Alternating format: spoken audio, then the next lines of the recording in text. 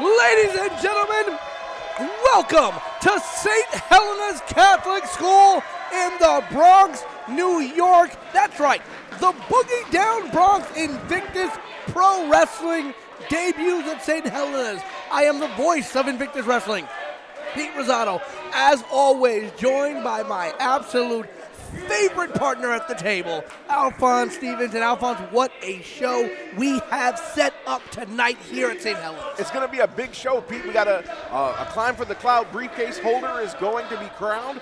PJ Savage, speaking of that briefcase, cashing in that briefcase tonight. He's going to take on Big Trouble Ben Bishop for the social media championship. And Nikolai White, the winner of the French Who Fight Rumble last month, he's going one-on-one with Ken Broadway for that grand championship. And what an interesting main event. We have PJ Savage and Ben Bishop. The first time that the Climb for the Cloud briefcase has been cashed in ahead of time, where the championship holder was aware of the fact that they were going to have to defend that championship against the briefcase holder.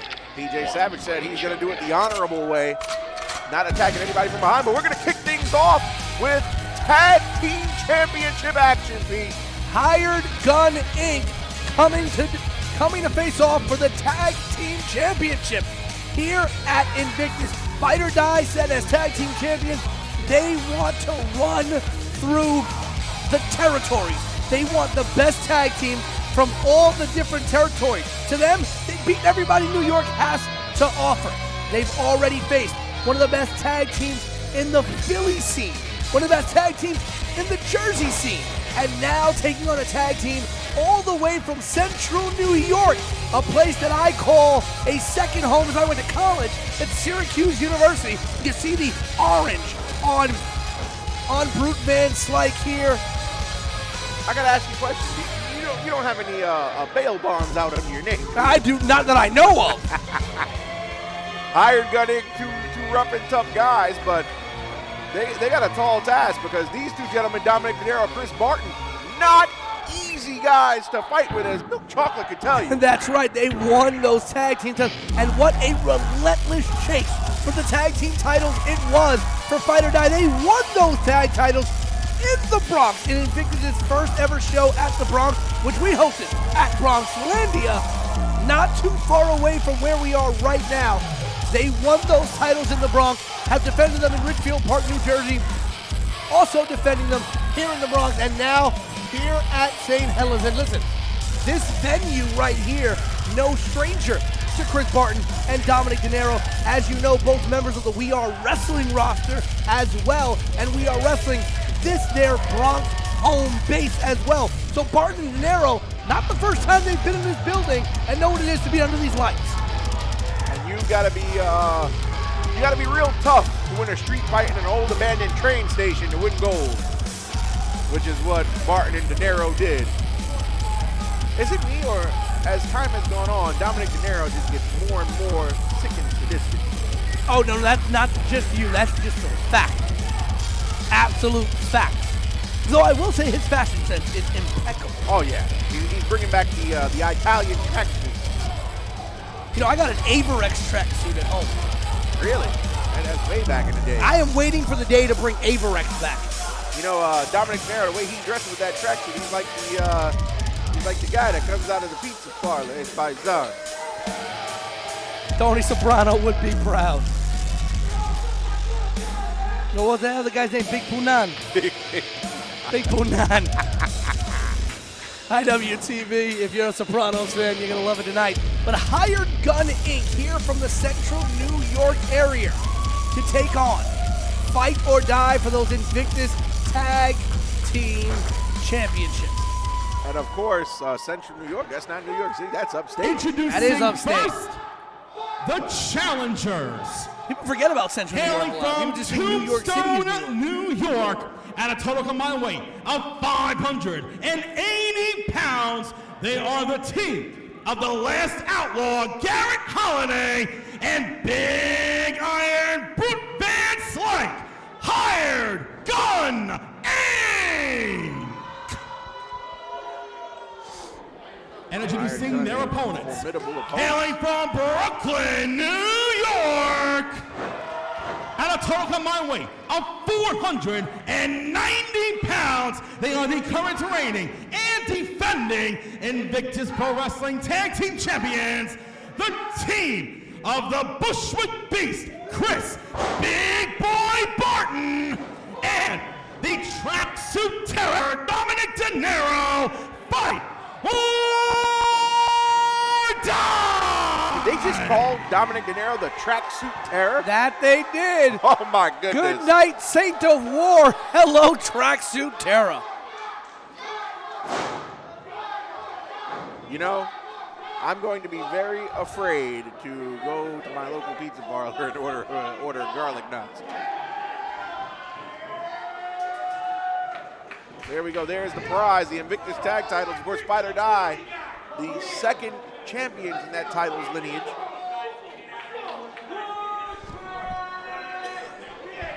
The first champions being Milk Chocolate, who won the Invictus Tag Team Title Tournament with the help of Pretty Boy Smooth. That's right. And isn't Brandon Watts? We'll see him later. He's in the Climb for the Clout ladder match. I heard Randy Summers may be joining us on commentary for that. I'm not opposed. Randy Summers, he's an acquired taste, but he might add some insight here. But here we go. Bell is sounded, and Brute Van Slyke and Chris Barton exchanging blows in the middle of the ring. I think that's what we call a hoss fight if we were in Oklahoma in the 80s.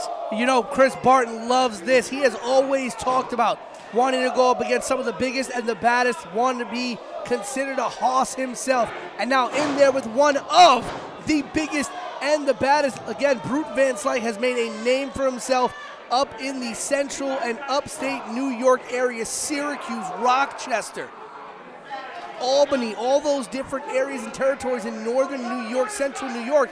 And Brute Van Slyke is a name that is uttered with fear in those areas. And now looking to instill that fear into Fight or Die. And listen, if anybody can do it, it's Brute Van Slyke and Garrett Holiday.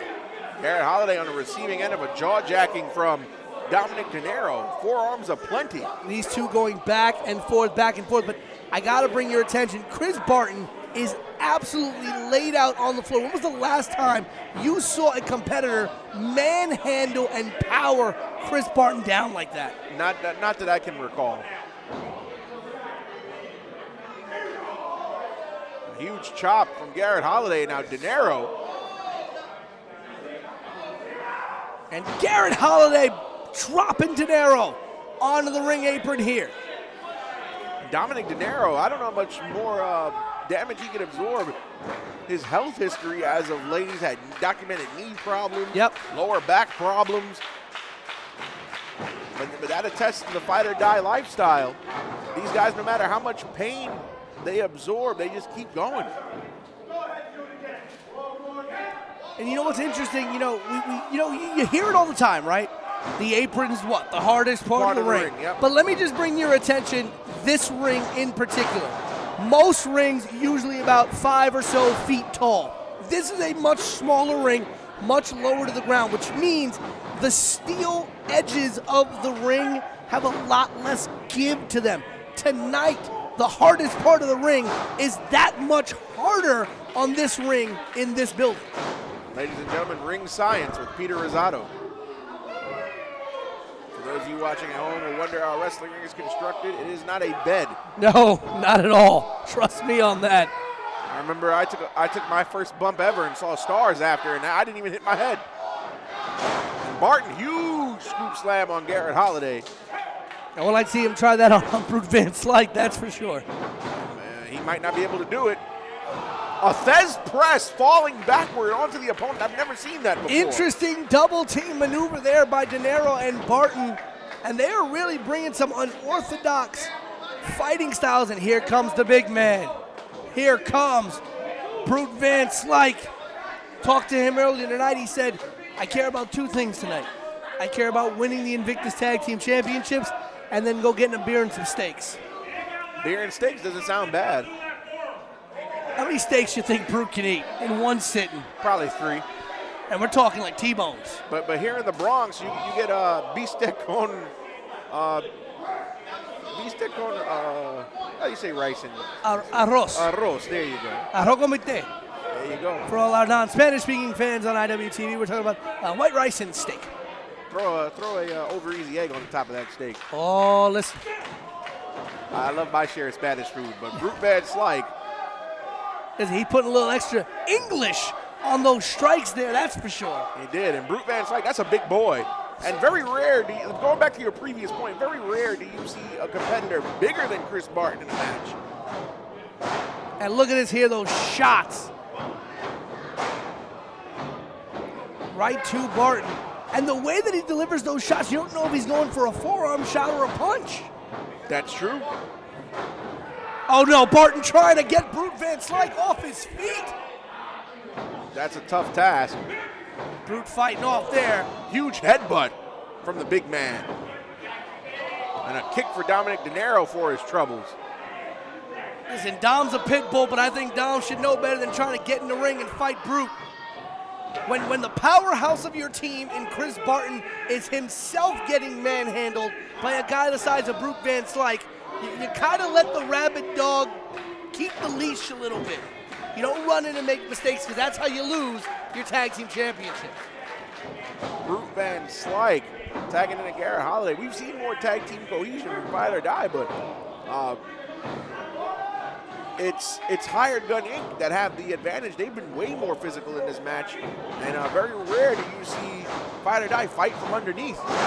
Very rare. Beautiful clothesline there by Barton. Tagged to De Niro now.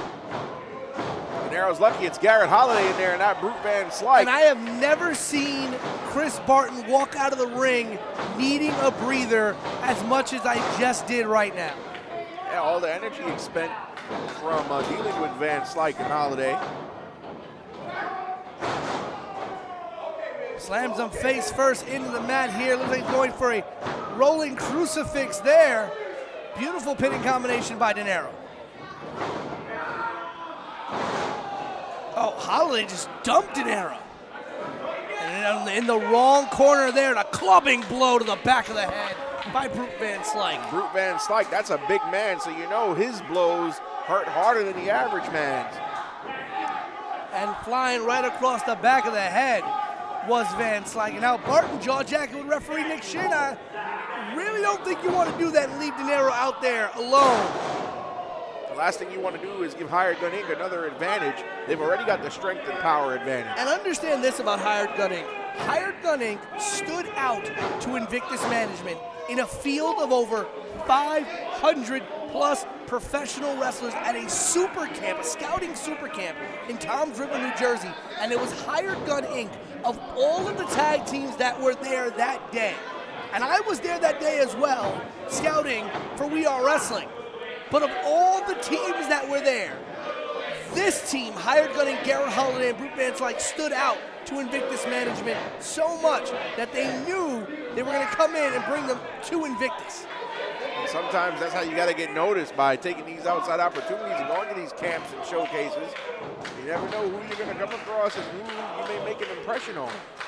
And that's exactly what Hired Gun Inc. did here. And what an impression it would be if their first match in Invictus, they walked away brand new Invictus Tag Team Champions. You know that would leave a bad taste in the mouth of Fight or Die. And now Garrett Holiday finds himself in the raw corner. Look at Chris Barton with an elbow. Completely legal. Another club to the back of the head. Huge overhead suplex from Dominic De Niro. He's got to make a tag. Both men are down here. Again, a big night in the Bronx. You know, my favorite part about being in the Bronx is, Pete, authentic empanadas. Oh, yes.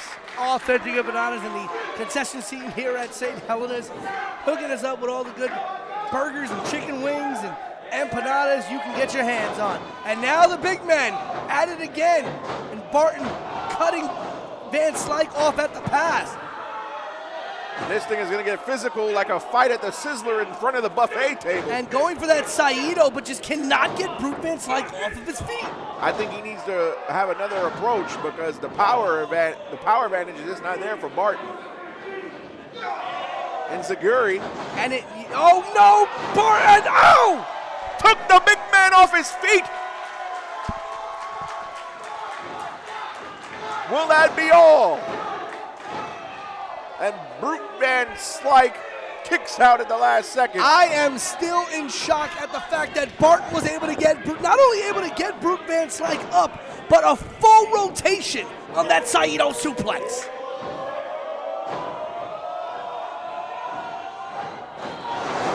Beautiful high-low double team. And you see it on the replay, that beautiful Saito.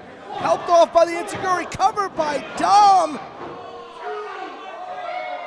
And a kick out save at the same time. Brute Van Slyke looked like he was about to try to get a shoulder up.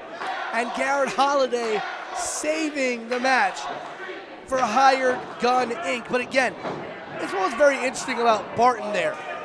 Barton threw Van Slyke into the corner. Normally, a lighter man would have bounced out of the corner due to the momentum and force of Barton throwing them in. That's right. Because of how big Brute Van Slyke is, when he got thrown in the corner, he absorbed all of that momentum, and Barton just absorbed that entire lariat. Discus lariat at that.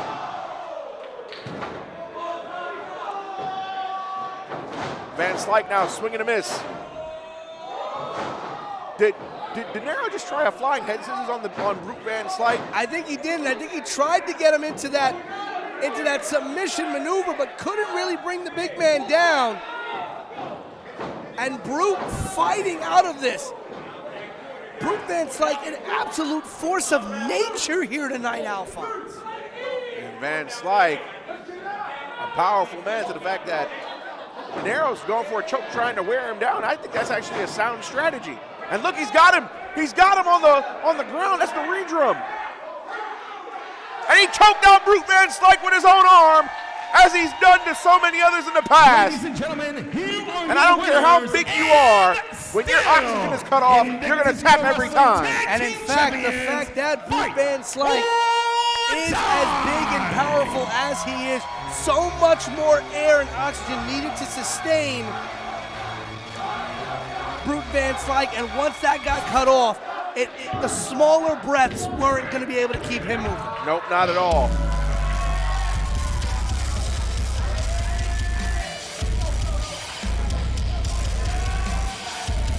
Fight or die with a successful retention. Here you see on the replay, that redrum, that choke.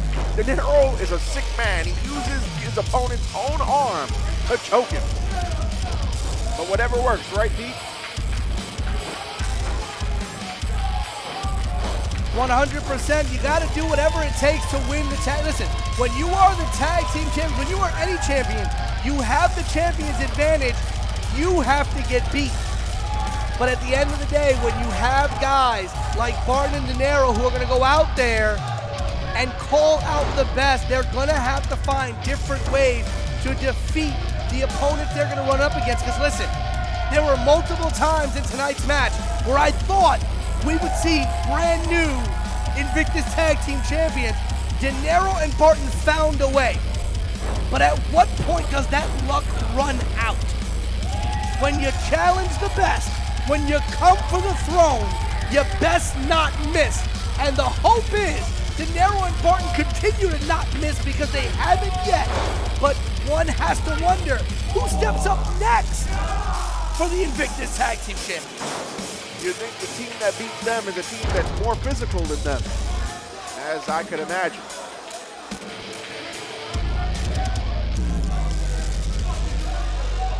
Tonight, a night of champions, so to speak, here at Invictus Pro Wrestling. You obviously saw the Tag Team Championships defended in our opening match, but the Women's Championship defended here tonight. Obviously, the climb for the Clout briefcase will be determined tonight, as well as the Grand Championship and the Social Media Championship. Every championship in Invictus Pro Wrestling on the line tonight. And we didn't even talk about this in our opening rundown, Alphonse. Can you believe we're finally going to get it? The long-awaited rematch. Darius Carter, Edith Surreal, Ladies and gentlemen, Part 2. the following That's contest personal, too. scheduled for one fall. It is for the Invictus Pro Wrestling Women's Championship, and it is an open challenge.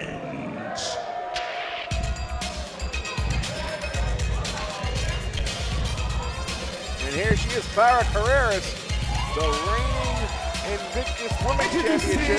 First, hailing from Riverside, California, she is the current reigning and defending Invictus Pro Wrestling Women's Champion. This is La Chica Clara Carrera. It was in the Bronx Brewery at our last event where Clara Carreras defeated Edith Surreal for that Invictus Women's Championship, a match where if you ask 95% of people who keep up with Invictus, Clara Carreras was not expected to have a chance in that match. No, and prior to that loss at the Bronx Brewery, Edith Surreal had been undefeated in women's division action. The only loss that Edith Surreal suffered here at Invictus Pro Wrestling And now, at the hands of let's bring Darius out the Carter in competitor an who intergender has match, a answered special joint the show Open between Battle for Challenge. Pro and Invictus Pro Wrestling in Ridgefield Park. But all of her title defenses, every match in the women's division, Edith Surreal had gone undefeated until, whoa! That's who's answering the Open Challenge. Anastasia Morningstar. And now introducing the competitor who has answered the Open Challenge. Representing the Church of Greatness. Hailing from the depths of darkness and weighing in this evening at 262 souls, this is Anastasia Morningstar!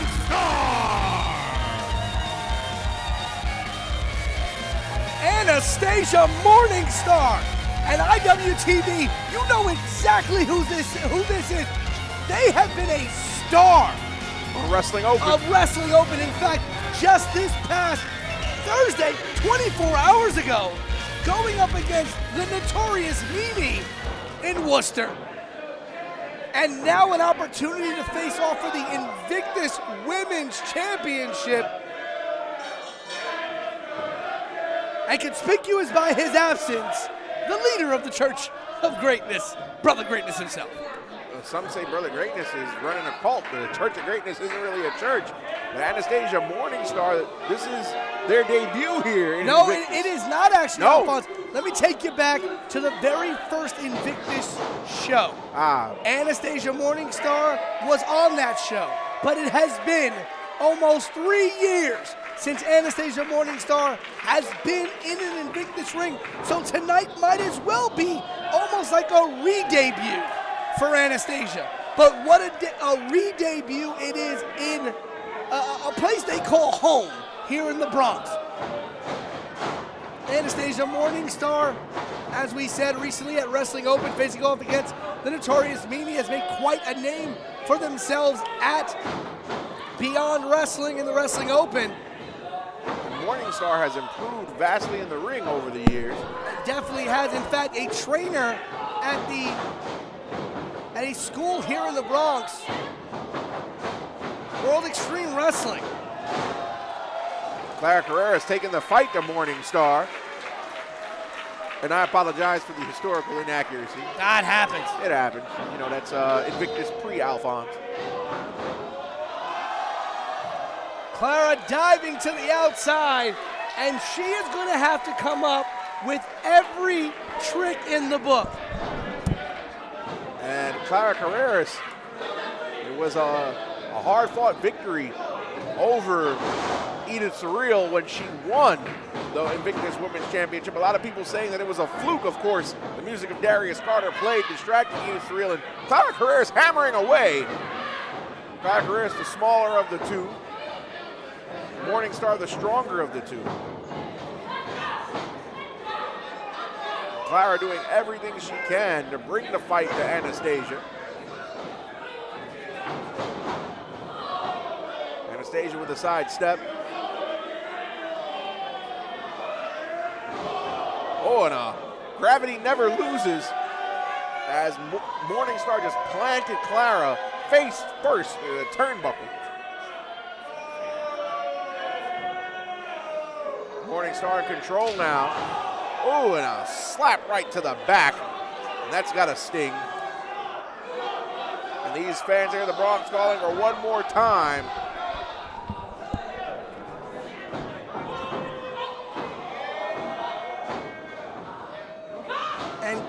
Clara turning it around, using her speed to her advantage. She's going to have to. Innovative offense by Clara. Cover here by Carreras to retain, and a kick out at 1 by Morningstar.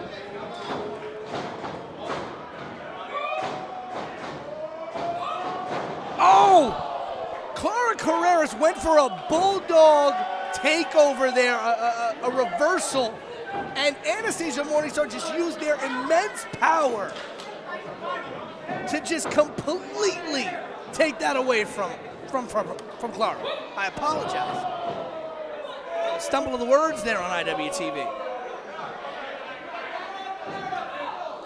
You know, Alphonse, I'm going to ask you a very weird question.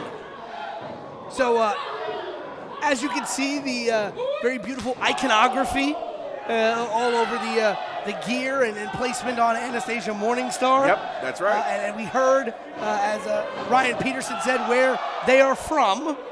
You gotta wonder, maybe a little weakened by the venue here tonight. We are under the watchful eye of some great deities, so one would say. Well, that's true, and that might be a disadvantage to Morningstar. You know, I do believe in spirituality. There you go. But Clara Carreras going for that wheelbarrow bulldog, and she got it. Finally able to get it. Had to wear Morningstar down, cover by Carreras. Only a 2 count. And like I was saying earlier, a lot of people that I've spoken to in the back, they said that Clara Carreras' win over Edith Cerullo was a fluke. Of course, Darius Carter's music played, distracted Edith, and Clara got the huge upset. But now, is she a fluke champion? Will this successful title defense, if she makes one, will that dispel that thought? Well, she definitely cannot lose tonight and it's, oh my God! She got planted. Devastating power by Morningstar. We may be seeing a new champion. And a rope break.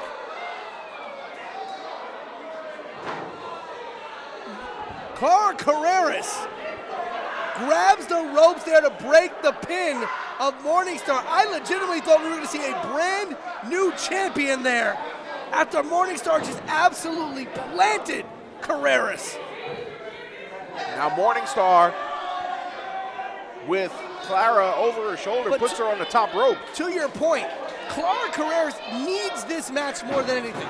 Because if Clara Carreras somehow loses this match, loses the Invictus Women's Championship in their first defense, oh! Code Red! Well, there goes that thought. Oh, there you go. Who is your winner and still Invictus Pro La Wrestling Women's Chica. Champion, Clara Carreras. And you got to think about the sheer improbability of that, Alphonse. Clara Carreras did not kick out of the Fade to Black. That finishing maneuver that Anastasia Morningstar planted Clara with. She didn't kick out.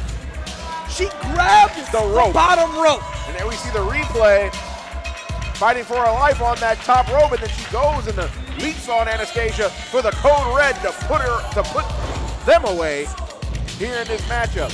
And again, as I was saying, Anastasia Morningstar connected with the Fade to Black. Had Clara Carreras been maybe 2, 3, 6 inches further away from that bottom rope, we would have seen a brand new Invictus Women's Champion. That's correct. Well, Clara Carreras, successful title defense in her first defense.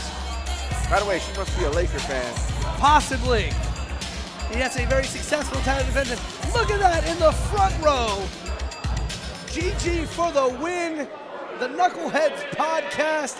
Gotta love when all the homies come out for a great night of professional wrestling. So far tonight. We've seen 2 successful title defenses here tonight. Alphonse, we've got 2 more title defenses later on tonight. Do you think we're going to see a 4-for-4 night for the champions? Clean sweep? It could be. It's very well likely. You know, titles don't change hands all that often here in Invictus. Of course, our champions are all top-of-the-line competitors.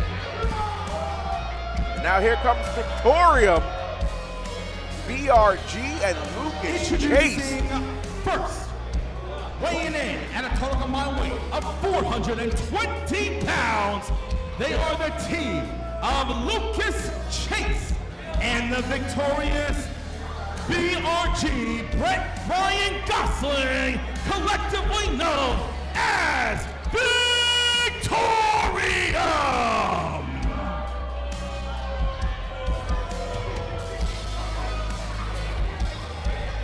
Victorium set to take on the outfielders, Weber Hatfield and Shay McCoy, here in tag team action in the Bronx.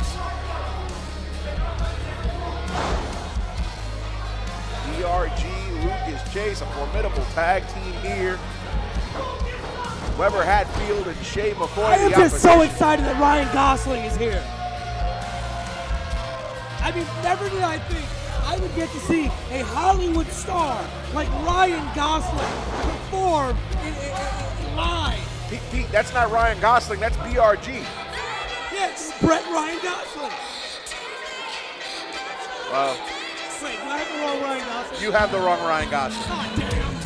I had to pull his autograph and he charged me $50. You might want to go get a refund, as here come the outfielders, Weber Hatfield and Shay McCoy. They are the team of Weber Hatfield and Shay McCoy, the outfielders. Shout out to Weber Hatfield with that Brooklyn Dodgers hat he's come out here with. Always got respect for baseball history, because I'm a baseball historian myself.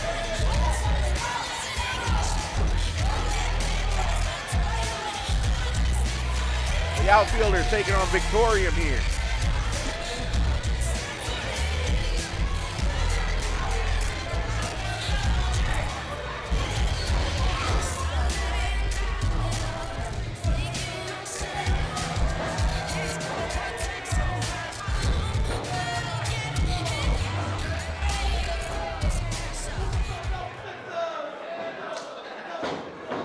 Here we go.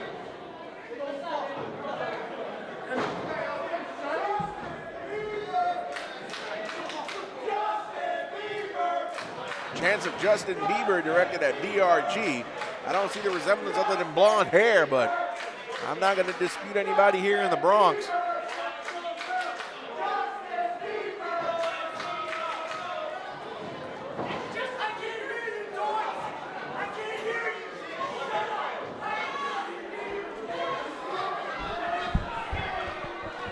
I mean, I thought it was Ryan Gosling.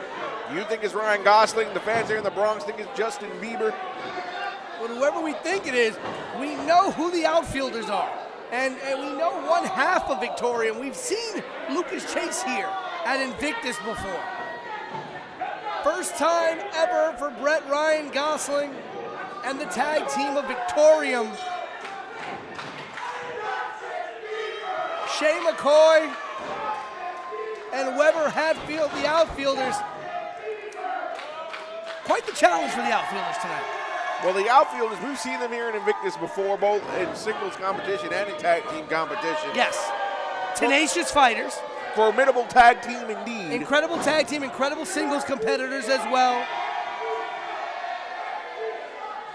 But Victorium, that's a whole new level of competition. And we have seen Lucas Chase dominate. And Lucas Chase, I don't want to say for some reason, because I know what the reason is. Here in this building, when Lucas Chase comes back to the Bronx, the place that he was born, the place that he never got to wrestle in until last year, 2022, the first time. A couple months ago, back in November. That's right.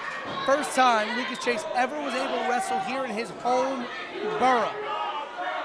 And when he is here in the Bronx, there's another level, another gear for Lucas Chase.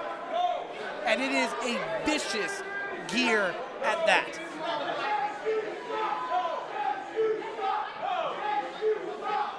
And still to come, we've got that climb for the clout ladder match, a match that can change the careers of one of the gentlemen involved in that match, whoever wins. You have a prediction? That's a tough ladder match to predict. I'm actually going to go. I'm going to go a little bit off the beaten path here, and I'm going to pick somebody. I think you're going to be very surprised who I'm going to pick, but I think you'll understand why I picked him. Who? My money, Gabe Sky. Okay, I think you and I have the same train of thought, because while my pick is Montekia, I can see why. You picked the high flyer to fly in the ladder match. Well, for me, Gabe Sky, we have seen him, you and I have been here on this Invictus commentary desk, and we have seen him go to war with some of the absolute best that Invictus has thrown at him. That's true. He went to war in the first round of the Invictus Grand Championship tournament against the Allfather, Darius Carter. Yep. First time ever match. He's going one-on-one with the the Wrestling Open champion and K1 Classic champion Ichiban here at Invictus. He has had some of the toughest challenges to date in Invictus Pro Wrestling. Not to mention, he holds a win over the current #1 contender for the Grand Championship, Nikolai White. He does, right? So he has had some tough challenges. He has had a tough go. And I think if anybody knows what it is to have to fight against the odds, to have to put in some extra work, to go above and beyond, it is Gabe Scott. Well, I'm pretty sure you and I could agree on one thing. Who we don't want to see win is Jay Bougie. I don't think anybody here at Invictus wants to see Jay Bougie, especially Invictus management, don't want to see Jay Bougie win that climb. If you think Jay Bougie's mouth is big now, if he wins that briefcase, forget it. We won't hear the end of it. And the man that I thought was Ryan Gosling, Brett Ryan Gosling, not the other Ryan Gosling, apparently. We'll just call him BRG for short so you don't get confused. Getting handled here by the outfielders. Weber Hatfield and Shay McCoy. We're both from Philadelphia, do I have that right? They are. In fact, part of Team Philly in the Invictus tournament. And now Shay McCoy taking her time. I don't think she should take her time with BRG. Stay on him. Listen, it was effective. Landed the maneuver, but only got a 1 count. Oh, Lucas Chase taking Weber Hatfield out there. Listen, Shay McCoy might want to take time. Lucas Chase is taking liberties here. And now it looks like a double suplex. Wait a minute. Weber is in here. Weber sneaking in, saves his partner Shay. And a headbutt. Double headbutt in stereo by the outfielders. Here comes Shay McCoy now. And Weber, double team maneuver. I will say this. I love Shay, I love Weber, but still my second favorite outfielders of all time. Well, my first favorite outfielder of all time is the kid, Ken Griffey Jr. No. Oh, no, a different sport, sorry. Paul O'Neill and Bernie Williams. You're still living in 96, I see. Here we go, cover. I've never left, my friend. You've had, what? I mean, I love 2002, but Oh, I thought you would have loved 2009. 2000. That was the best one. Okay. Yeah. Oh, I see why. Yeah, because you did it in Queens, right? Love you, Al. I love you too, bro. But here we go. Weber Hatfield. Oh, he missed. And was that a tag? Yes, it was. And a huge spear. Brett Ryan Gosling now. I guess it wasn't a tag. I guess I thought I saw a tag as BRG went to the corner. And hammering away on Weber Hatfield, who needs to make a tag to Shay McCoy in the worst way. And there's the tag to Lucas Chase. Now we see the tag. Lucas Chase with the size and power advantage. And listen, Victorium has a massive size and power advantage over both members of the outfielders. But that has never stopped the outfielders. They are never to be counted out for their size. These two, absolutely tenacious. Weber Hatfield, multiple championships to his name. Shay McCoy, multiple championships to their name. I mean, these two are quite a formidable duo. Not to be counted out or taken lightly. And Victorium here, as you can see, they're just methodically picking Weber Hatfield apart. There's a chance of Brett, you suck, echo out here through the Bronx. Weber Hatfield with a chop, but those chops look like it's not phasing BRG as he hits Weber with a chop of his own that brings him down. And brings him down hard at that cover. But look how quickly Weber kicked that. He didn't even get a 1 count on that. No, sir, he did not. Hatfield and BRG, the legal competitors in this match. Hatfield now, elbow to Chase. Moving and grooving is Weber Hatfield. Roll through cover, only a 2. And you'd have to imagine, ooh, BRG with a huge punt kick. And you'd have to imagine a win here for one of these teams is going to go a long way in the rankings of the tag team title division. Listen, you don't need to be from the Bronx to know the universal language that Shane McCoy just threw at BRG. Flipping the bird, Bird is the word. depending on who you ask. Well, right now the word that Weber Hatfield might be asking to look for is ambulance, doctor, help. He might want to get familiar with the abbreviation EMT. Yes, getting absolutely manhandled right now by both BRG and now Lucas Chase, the Cure. And Lucas Chase has made a statement in the singles division here at Invictus, and now looking to make a statement in the tag team division with the team of Victorium. And you got to think what that might look like for someone like Lucas Chase to have dominance in multiple fronts here at Invictus. You know, at some point, Lucas Chase is going to probably go. This is like a sleeper hold of some kind. Maybe a rear naked choke. No, it is a sleeper. And Weber Hatfield desperately needs to get to Shane McCoy. There might be a window of opportunity here. Oh no, but BRG right back on the attack. Just staying on them. And you know, we talked about the difference earlier with Shane McCoy taking their time with that maneuver on BRG. No wasted motion for Victorium tonight. Back body drop.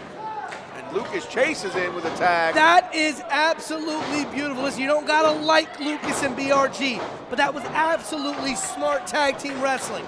BRG got hit by Weber Hatfield, knew he was at a disadvantage, immediately tagged out. And Shane McCoy in now.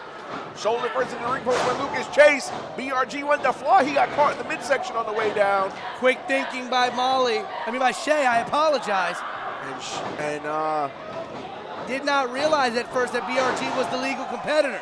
And a belly-to-belly suplex, textbook execution, and a running senton. And Shane McCoy hammering away. She's fired up. Shane McCoy has had to sit on the apron and watch her tag team partner Weber Hatfield eat so much punishment from BRG and Lucas Chase, and she is ready to dish out some of her own. Beautiful leg lariat by Shane McCoy. Only a 2 count though, as BRG kicking out.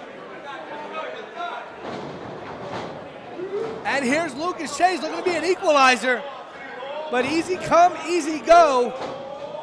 And Weber Hatfield, I thought he was going to fly. He got caught. And right down on the floor. I mean, we have pads, but that's not enough. Wait, no. BRG, cover, only a 2 count on that roll-up. Shane might have rolled into the referee for a moment there. Oh, look at grabbing the hair. Pulling the hair. You don't got to like it, but it's there. It is legal. Well, grabbing the hair isn't. Hey, it's out. That's true. And now look, tandem tag team offense. And I don't know if you noticed on the way down, they folded Shane McCoy like an accordion. And that's all she wrote. Ladies and gentlemen, here are your winners, Victoria! Victoria wins this match. But come on, is this necessary? A match is over. Did they have to dump her out of the ring like that? Victorium wants to stand dominant in the ring with no one else. And what a showing by Victorium here at Invictus in Bloom 3. Look at that beautiful kick and a unprettier variation there. As you said, instead of that flat drop, spiked Shane McCoy. And the way her body folded. That was enough for the 3 count as Victorium is victorious here at Invictus in Bloom 3. We are 3 matches in as the Invictus faithful in the front row give BRG all he can handle. But Alphonse, it is time for the match that In Bloom is built around. I know a lot of people thought that this one might be the main event, but with the social media championship being defended in the main event, we needed to find quite the spot. This one in Bloom, ladies and gentlemen, in Bloom 1, in Bloom 2, and now in Bloom 3, home of the Climb for Clout ladder match. The first man to win that match, MCM, Mucho, Chris Mojo, followed by the man who we will see in action later tonight in the main event, PJ Savage, who won it at In Bloom 2. We've already seen MCM take his Climb for the Clout briefcase to a run with the social media championship. You will have to wait till the main event to see if PJ can do the same. The Climb for Clout ladder match has made stars here at Invictus Wrestling. Alphonse, I think we're about to see it happen one more time. I think so as well. And like you said, this is a career-changing match for whoever wins this match. They're guaranteed a title opportunity whenever, wherever. Ladies and gentlemen, the action continues with the following contest, sponsored by the Knuckleheads Network. And it is the Climb for Clout ladder match! Now in this contest, there are no rules and no disqualification, and the only way to win is to climb the ladder and retrieve the Climb for Clout briefcase. That briefcase hanging high above the ring. Here comes the first competitor. Subscribe to this. Jack Tomlinson. Gained entry into the match Competitor number by one. appealing to Invictus Management, saying he is the only verified champion, verified social media champion. Self-proclaimed verified social media champion, Jack Tomlinson. You gotta wonder if Ben Bishop might have something to say about that. Probably does. That championship, of course, that Jack Tomlinson has unsanctioned here in Invictus. Correct. And last I checked, He never won it in a match. well, apparently Twitter knows nothing about it. Then again, we wonder what Elon Musk knows about it all. Instagram knows nothing about it. I'm not paying for a blue check. Nope. And here comes Jarrett Diaz. Number 2, sponsored by Grow Gang Inc., hailing from the Bronx, New York. Weighing in at 181 pounds, he is St. Helena's own, the closer, Jarrett Diaz. And you heard that right. St. Helena's own right here in this very gymnasium. Many, many years ago, a young Jarrett Diaz ran around. This is where he attended elementary school, attended middle school, right here in this building, St. Helena's Catholic School. And tonight, an opportunity to grab the briefcase and change his history, push himself to the moon. I don't know if you saw the promo online, but Jarrett Diaz said he's not in this for the clout. He's in this for the success. Here's my pick, Montekia. Of the Bronx, New York, weighing in at 155 sticks of butter. This is the smooth superhero, Mighty Montekia. Montekia, no stranger to success in wrestling in the Bronx. For a long time, when wrestling was a regular thing here in the Bronx, he was a staple of wrestling here in the Bronx. Very much a staple of wrestling here in the Bronx was the Mighty Montekia, and now an opportunity to once again ascend to the top of the mountain here in his home of the Bronx. Not just any local competitor, but the local superhero. Succulent team in Here comes Brandon Watts of Milk Chocolate, accompanied by Randy Summers, and it's glad to see that Randy Summers is taking fashion tips out of the closet of Herb Abrams. Oh, we love the UWF. interesting. Brandon Watts, a tag team specialist, and now entering a ladder match where it's every man for himself. But no stranger is Brandon Watts to singles competition.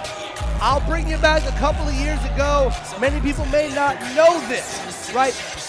During their first dominant run as a tag team Milk Chocolate, Randy Summers was going through a lot of stuff in his personal life, took some time away from professional wrestling. During that time, Brandon Watts decided he was going to make his own way as a singles competitor. In fact, captured the NYWC Fusion Championship during that time, as well as competing for some other singles championships during that run, eventually reforming Milk Chocolate with a returned Randy Summers. But tonight, once again, Brandon Watts will compete in a singles capacity for a shot at that climb for the Clout briefcase, and who knows, maybe we're looking at this the wrong way, Alpha. Maybe Brandon Watts is in this match, and when he gets the briefcase, we'll use it to challenge For the tag for titles. those tag team championships that Milk Chocolate lost. Because it doesn't, the climb for the Clout briefcase does not limit you to any title. It can be Correct. any title you want. As Gabe Sky makes his way in, your pick. That is my pick right there, Gabe Sky. And coming up next, making his way into the entryway, will be Killian McMurphy. And of course, wherever Killian is, Big Dust is not too far behind. You know, you gotta have friends like Big Dust around. Oh boy. How many Irish friends here? Big Dust is a good man, I tell you. Big Dust is an Irishman adopted. We've adopted Big Dust into an Irish family. And let me guess, you guys get together for corned beef, cabbage, and potatoes every Saturday night, huh? You know it. And haggis on Friday. That's Scottish. Oh, my bad. But Killian McMurphy, the Shamrock Shooter. And do you think Big Dust is going to play a part in this match? I wouldn't be surprised. I'd bet money on it. Well, I'd bet money that if Big Dust tried to climb up a ladder, the rung would buckle. Oh boy, here he is, Pete. The man that Invictus Management didn't want in this match, but he earned his way in when he beat Big Game Leroy in the Bronx Brewery, Jay Bougie.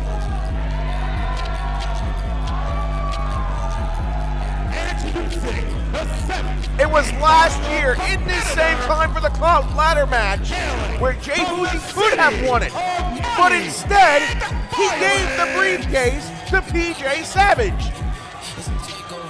Representing Kingsbridge, Do you think a year later, considering everything that's happened, that Jay Bougie probably regrets that decision? Oh, you gotta know he does. Because maybe it would have been him tonight in the main event and not PJ.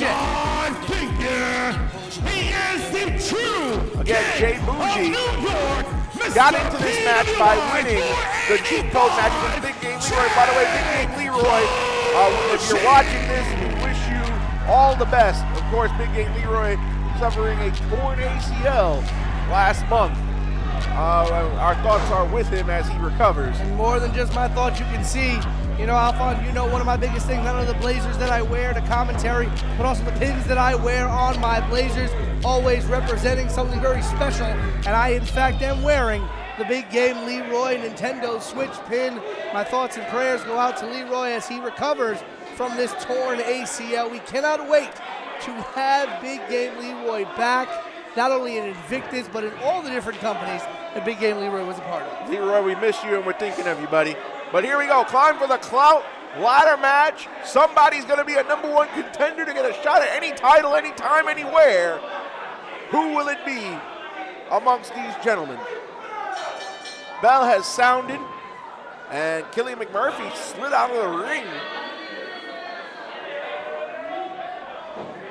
The last time I got on the ladder was Home Depot. I actually climbed to the top of a ladder once. It had the nice big top step. I was able to stand on it and everything, about a foot off the ground. Wow. Yeah. How high up in the air do you, oh wow. And I don't think Jack Tomlinson's vlogging anymore. But how high up off the ground do you think that briefcase is? Oh, that's easily about a good 10 or so feet off the ground, probably even more. Jay Bougie, Brandon Watts in the ring by themselves.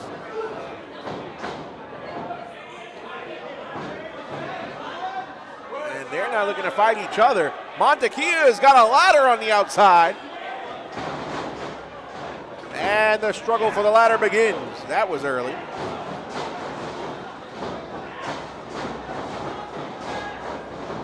Here we go now. This thing breaking down like a Saturday night in Oklahoma City outside of a bar. Gabe Sky with the ladder. And he's setting that one up. Gabe Sky, the only one in the ring. Everybody might want to pay attention. That ladder seems to be a bit too small. Killian McMurphy pulls Gabe Sky out of the ring. And Jack Tomlinson now. What a video this would make for his blog. And he's got fingertips on that briefcase. Gabe Sky pulls him down. Face first right into the ladder goes Tomlinson. Out of the ring goes Tomlinson. Gabe Sky now setting that ladder back up. He's climbing. Gabe Sky running in a pose with Killian McMurphy. Killian tried to put Gabe Sky face first into the ladder, and McMurphy ate a face full of ladder that time. Gabe Sky now in the ring by himself. I don't think he's going to focus on that ladder for the time being. No, he wants to fly. He wants to fly. And Gabe Sky will fly. He's take out Killian McMurphy and Big Dust. Montekia in the ring now. He and Jarrett Diaz. Diaz who said he was winning this not for the clout but for the success. What a win it would be to win this ladder match in the elementary school he attended as a child. We're trying to follow the action as best we can. And he's trying to take out Montekia with that ladder. Montekia using his speed and agility. And he is outwitted Jared Diaz, in a splash on the top of the ladder. That hurt Montekia just as much as that hurt Jared Diaz. Of course, the winner of this match can challenge any champion in Invictus, anytime, anywhere, as long as an Invictus referee is present. Bougie eats the ladder. Tomlinson eats the ladder. McMurphy eats the ladder. Brandon Watts gets clipped with the ladder. As Montekia is doing an airplane spin with the ladder.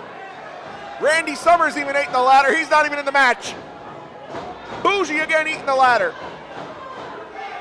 Montekia better stop spinning. He might dizzy himself out here. That ladder is a dangerous weapon. I've never been hit with a ladder, but nor do I imagine what that will feel like. Jared Diaz now. Variation of a crossroad takes out Montekia. Killian McMurphy's gonna dump Jared Diaz over the top rope. Killian McMurphy, oh look at Big Dust! Taking out Jared Diaz, trying to help Killian McMurphy. Killian McMurphy, a submission specialist. Be interesting to see how he would fare in a ladder match.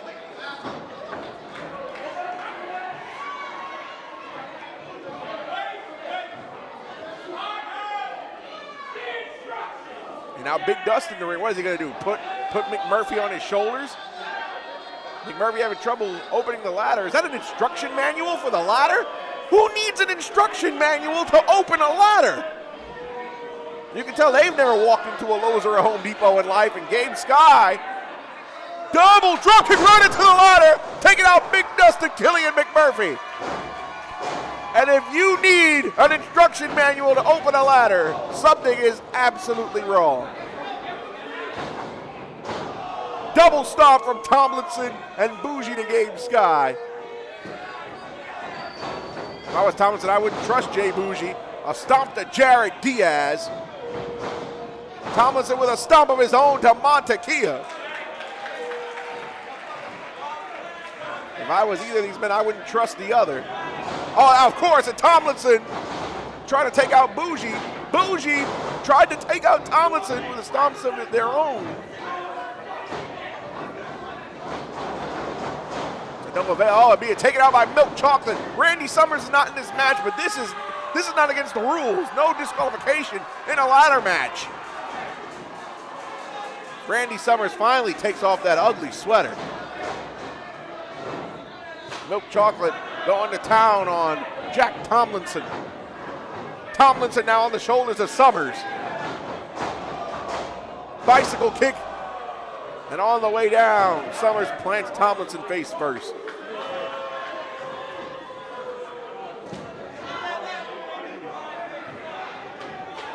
Summers slides the ladder in. And Montekia cut off at the pass. As Summers setting that ladder up.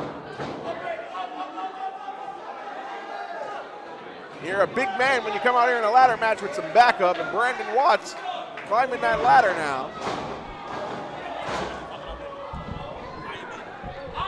As I'm being joined by our ring announcer, Ryan Peterson, on commentary here. What's going on, Alphonse? I'm just filling in for Mr. Pete Rosano while he takes care of some business matters. And, oh my God! And another ladder. That ladder doesn't even have two sides. No, it doesn't. That's like a stockroom ladder. Meanwhile, Killian's in the ring right now looking to, I don't know what he's thinking right now. Well, he needed an instruction manual to open that ladder. So. Well, I mean, yeah, that's true. Oh, wait, here comes Gabriel Sky from the corner. Gabriel Sky now with a drop kick, taking out McMurphy. My God! This is absolute carnage. I love ladder matches, especially when there's more than two guys in the match. Gabriel Sky climbing the ladder. Wait, here goes Big Dust. Big Dust making his presence felt.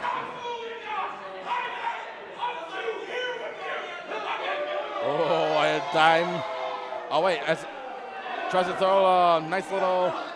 Right hand, he got caught. And a kick right to the face. Oh, my God. For Big Dust.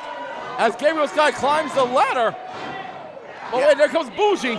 Gabriel Sky had both hands on that briefcase. No. Oh, this is not going to be good for Sky. He fights his way down with a flurry of offense. Pele kick! Oh, my God! Pele kick from Bougie. Oh, my God. And now we got Bougie climbing the ladder, trying to grab that briefcase. And remember, the whoever wins this match, they get a title opportunity at any title, anytime, anywhere. That is correct. Oh, my God! Bougie Cutter. Oh, my God! This is absolute carnage. I love it. Bougie Cutter off the top of the ladder. And everybody in this match is on the floor, Ryan. I mean, I agree with the masses here. This is awesome. Wait, Nick Shin coming in. Wait, what? Wait, hold on. Nick Shin. So wait, if he pulls down that briefcase. Oh, you gotta be kidding me. Does he win? You gotta be kidding me. Wait, and Randy Summers is there to stop that. Oh my God! A discus lariat. I don't think we're gonna see Nick Shin for that. What's the replay here? What's the replay here with Bougie doing the cutter from the top of the ladder? Picture perfect. I don't think we're gonna be seeing any more of Nick Shin tonight. I don't think so. I mean, unless the Grow Gang Inc. Provides some good stuff. But meanwhile, here's Randy Summers assisting Brandon Watts, climbing up that ladder, trying to grab that briefcase. God damn it, Ryan! I go to the bathroom and you take my commentary spot. Hey, listen. You had one job. As we're being rejoined by Pete Rosado. Hey, Shin almost took your championship opportunity. Montekia just took out Randy Summers as I'm being rejoined by Pete Rosado. I go to the bathroom for 2 minutes. 2 minutes! And Ryan Peterson trying to take my job. Somebody had to help me. Oh, wow, Montekia!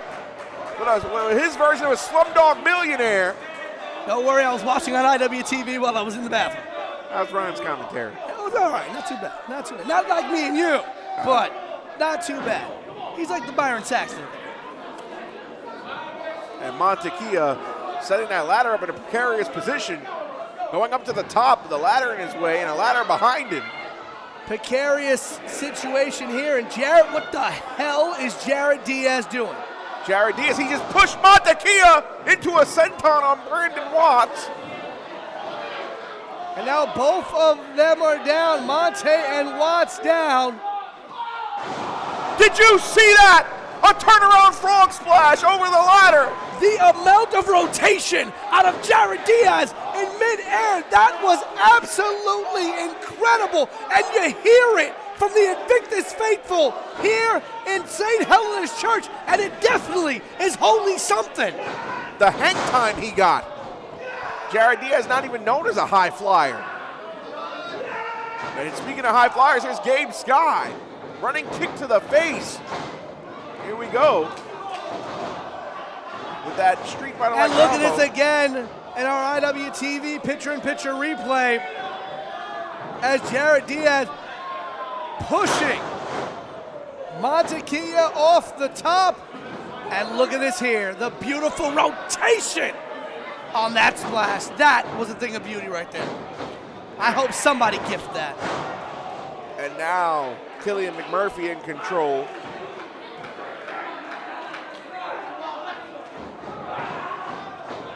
And out he goes at the hands of Nobody respects Killian, I swear. Brandon Watts. Watts all alone. He looks like he's gonna fly to the outside. And he is a huge senton, taking out Montequilla and Jared Diaz. And Randy Summers as well. Everybody out on the outside here. Summers, Watts, Monte Diaz, but look who's all alone in the ring. Jack Tomlinson. The verified social media champion.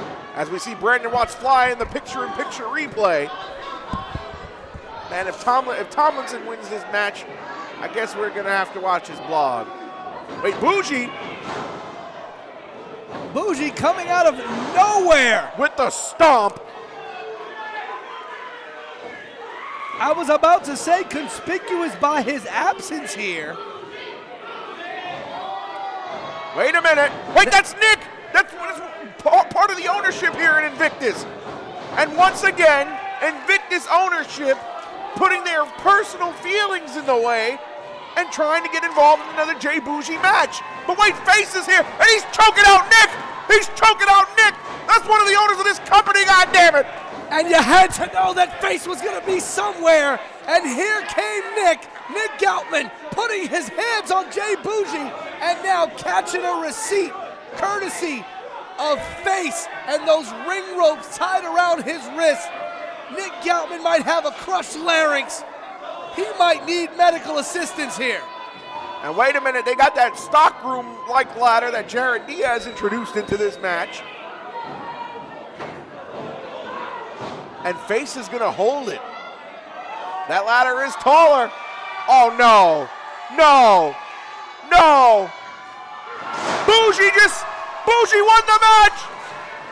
Jay Bougie won the briefcase. With an assist from Face. Of the Climb for Clout briefcase, Jay Bougie. Once again, Invictus Management has done everything they could, including getting physically involved in this matchup to try and stop Jay Bougie from accomplishing his quest for glory. And then you see he ripped the briefcase down, harness and all. Think about this, Pete. Invictus Management tried to get involved in the cheat code match last month in the Bronx Brewery. And it caused Jay Bougie to win that match, To get into this match. giving him a spot here tonight. And now, in the one match that you definitely didn't want Jay Bougie to win, he won only after interference again from Invictus Management. And listen, I get it. I understand the hatred and the vitriol that Invictus Management has against Jay Bougie and this crusade that he's going on to try to, I don't know, maybe burn Invictus down from the inside. But when is Invictus going to learn their lesson?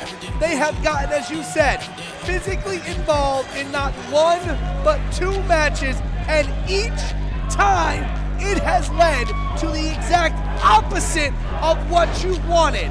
And Jay Bougie has stood victorious not once but twice in the face of Invictus management.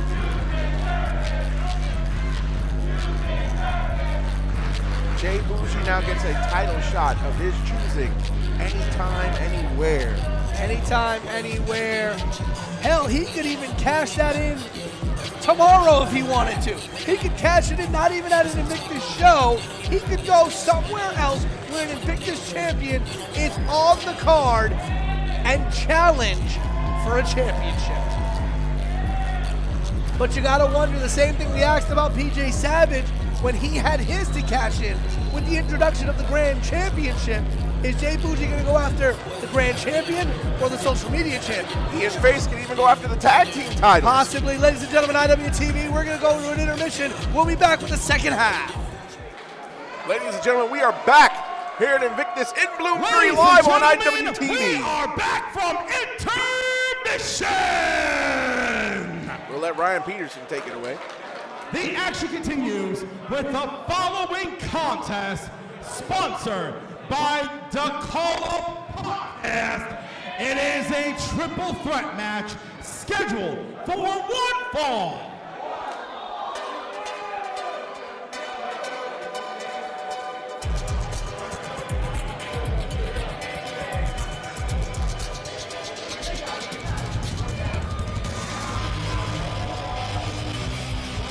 Introducing competitor number one, hailing from Center City, Philadelphia, she is the gift of Gabby Ortiz. Gabby Ortiz making her way into the ring for this triple threat match in the women's division here at Invictus.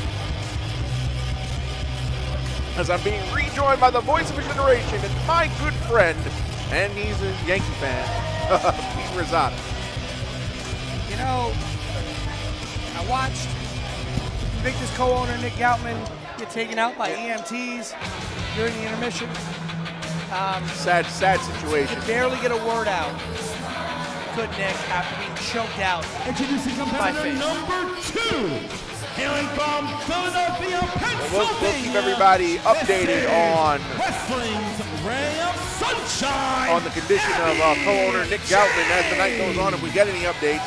But a triple threat match in the women's division to resume our show post-intermission here. Abby Jane, Gabby Ortiz.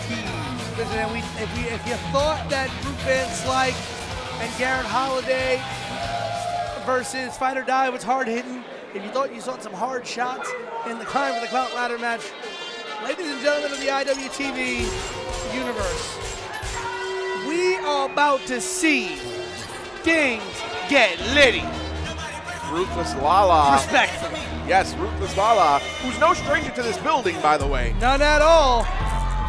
Coming out here, And introducing the third and final flanked by Isaiah Wolf, accompanied to the ring, the first lady of Prolific. Isaiah Wolf, hailing from Idaho, New York. She is the first lady of Prolific. She is the most ruthless female in all of Invictus Pro Wrestling. Respectfully, tonight she is sponsored by Pro Gang 8. She is the Gen Pro Gamma Champion and the Pro Wrestling Magic Women's Champion. This is Miss What That Larry Do, the Ruthless Lala. Holding not one but two championships from two prestigious companies, Gen Pro and Pro Wrestling Magic. Miss What That Lariat Do, the ruthless one, Ruthless Lala, the first lady of Prolific. And what she fails to mention, those are not just any lariats, those are discus lariats. I've seen her lariats take the heads off of both men and women alike. Respectfully, because I don't want to. I don't want to get a lariat. Not at all. And it was just announced just a couple of days ago that Ruthless Lala and Isaiah Wolf will be going on a European tour sponsored by CZW and WXW in Germany, a month-long tour in Europe. And as I told Ruthless Lala, it's about to get litty in European cities. That's right. I feel bad for Abby Jane and Gabby Ortiz because Two of the this could not happen to two more nicer people. And if you haven't, Abby Jane, a young up-and-coming ray of sunshine in professional wrestling out of Philadelphia, Pennsylvania, and Gabby Ortiz, a prominent trainee out of the Monster Factory in Paulsboro, New Jersey. And if you haven't checked out the Monster Factory documentary Apple TV. on Apple TV, do yourself a favor and check it out, starring Gabby Ortiz and a number of other of the Monster Factory trainees. And you know, Gabby Ortiz and Abby Jane did the smart thing. They got rid of Lala first. Yes, and they continue to do that, keep her on the outside. She is a lot less dangerous on the outside than she is on the inside. Granted, don't go on the outside when she's on the outside. No, but the big mistake, they didn't stay on her. They dumped her out of the ring and forgot about her. Well, no, she tried to get in the ring and Gabby kicked her off. Well, that too. Cover by Gabby Ortiz and only a 2 count. Lala cannot hurt you if she's not in the ring. And there they go, kicking her off again. Right, once again, keeping her isolated, keeping her out of the match. If this stays a one-on-one match, the odds of you winning drastically go up. And now a backslide with a bridge into a pin attempt. Only a 2. Roll up. Roll through cover there. And again, only a 2 for Abby Jane. Back elbow by Gabby Ortiz. And both of these women by way of Philadelphia, Pennsylvania. Oh, and Lala in the ring. That's bad news for both of these women. Took Abby Jane out with a headbutt and now a running back elbow. Running stomp. Gabby Ortiz. A cannonball. Lala, I spoke to her earlier this week. I'll cover on Gabby Ortiz, cover 2, and a kick out. Spoke to Lala earlier this week when it was announced that she would be taking that European excursion. And she said, I have never been more laser focused in my life. I feel like I'm about to hit another stride in this business, and this is only the beginning. So she's been in this business for over 15 years, and she just is now feeling like she's hitting another level. And those clubbing blows from Lala. Oh my goodness! Did I just see a Polish hammer? She did. You did, and she did. And a senton! And that one looked like it hurt.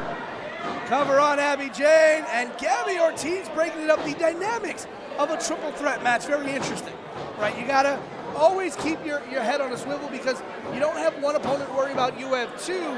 Again, in a triple threat match, no disqualifications, no countouts. The rules are a bit more relaxed in that triple threat environment. And Gabby Ortiz trying to hammer away at Lala, but that's only going to make her upset. You got to think Gabby Ortiz, the only person without some assistance on the outside. That's true. Abby Jane with pancakes and Lala with Isaiah Wolf. Gabby Ortiz went for a cover broken up by Abby Jane. And again, this is where you have to worry about your opponent. You have to neutralize that second opponent. That's right. In order to concentrate on possibly getting a pin on your other opponent. Huge sit-out power bomb. Oh, but Abby Jane came with a basement drop kick. And you know, again, those dynamics of triple threat are just so different from the single threat. That's right. All 3 women down right now. And you got to think, with the women's division being in as flux as it is, Edith Surreal, you know, trying to figure things out with this personal feud with Darius Carter. Clara Carreras, obviously earlier tonight, an open challenge, which she won against the re-debuting Anastasia Morningstar. You know, you got to think that the woman who wins this triple threat match is probably putting herself in a position to probably eventually challenge Clara Carreras for the Invictus Women's Championship. Well, if you thought Clara Carreras was an underdog before, wait till she has to face one of these women who all have a strong pedigree in wrestling themselves. Right. Double DDT, they spike Lala on the top of her head. And now here you go, fighting for the pin here, right? Who gets it? And that's where the dissension is going to come in. You always see in these multi-person matches, temporary alliances form. Oh, and a discus forearm from Abby Jane. Hit her so hard her scrunchie flew out of her hair. Oh, but there's the discus lariat. Good gracious, took her head off. It's all academic from there. Nobody's kicking out of a lariat from Lala. None at all.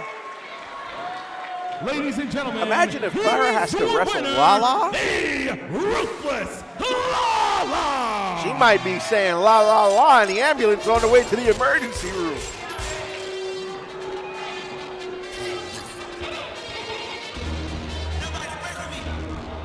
Lala victorious against Gabby Ortiz. And look at this here. Once again, hit Gabby so hard her scrunchie flew out, but she might have wanted to kept it in because boom! Ding dong! Good night! It's over! That's a no-doubter, like an Aaron Judge homer in the bottom of the ninth. God bless his soul. If John Madden was still here, he would have said boom right on impact. There you go. Throwing back some NBA Jam action. Boom shakalaka! Oh, you're taking it way back. And the Invictus faithful fallen in love with the Ruthless One. And who knows, as you said, Alphonse, if Ruthless Lala gets a shot at Clara Carreras, who, by the way, if you look over on the side here, Invictus Women's Champion Clara Carreras watching on. With a stunned look on her face. I think she knows what awaits her. And Lala came out carrying not one but two championships from two other companies. She might add a third with the Invictus Women's Championship if people aren't careful. Remains to be seen, but a strong possibility. Ladies and gentlemen, we are in the second half of Invictus in Bloom 3 live in the Bronx, New York on IWTV. We've already seen the Tag Team Championship be retained by Chris Martin and Dominic De Niro. Fight or Die, the Women's Championship being retained by Clara Carreras in a bout against Anastasia Morningstar in an open challenge. We will be seeing the Grand Championship up for grabs later tonight as Nikolai White will go one-on-one against Kevin Ladies and Broadway, our gentlemen, Grand Champion. the And following PJ Savage contest is cashing in scheduled for his one fall. climb for the Cloud briefcase that he won last year at In Bloom 2 against Big Trouble Ben Bishop. But ladies and gentlemen, things are about to get personal here in Invictus. For those of you who do not know the story, Edith Surreal back in December went one-on-one with Darius Carter in a match that pit two of the undefeated 2022 years Invictus against each other. That match went to Darius Carter. He won that match by pulling the mask of Edith Surreal off of her face and capitalized on the cover. Then we'll let Ryan Peterson go, and then I'll Residing in New Canaan, Connecticut, weighing in at 206 pounds. He is wrestling's richest prize, the All-Father, Mr. Darius Carter. And then, it was last month in the Bronx Brewery where Edith Surreal defended the Women's Championship against Clara Carreras. Darius Carter's music played. We still don't know who played or who queued up that music. Caused Edith Surreal to be distracted, and she lost the Invictus Women's Championship to Clara Carreras due to the distraction of Darius Carter's music. So this one is now personal.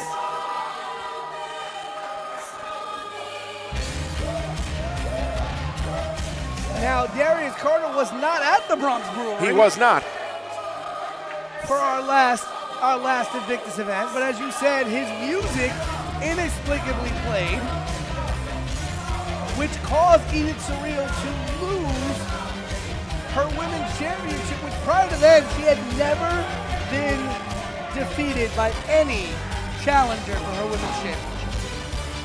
And so you know that Edith Surreal, listen, Edith Surreal was already upset suffering her first ever loss against Darius Carter in one-on-one action here at Invictus.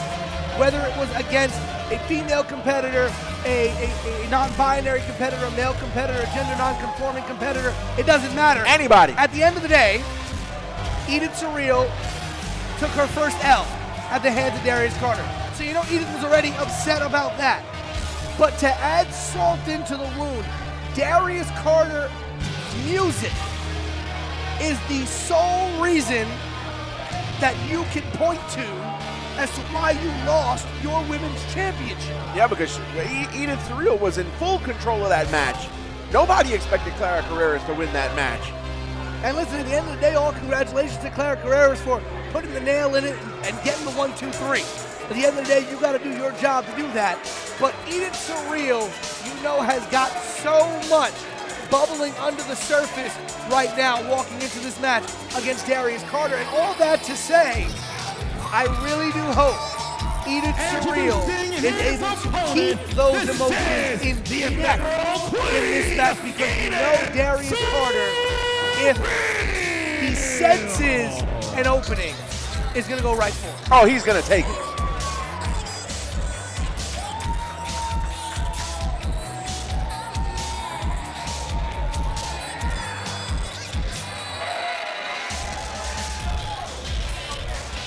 And here comes Edith Surreal, a real fan favorite here in Invictus, by the way.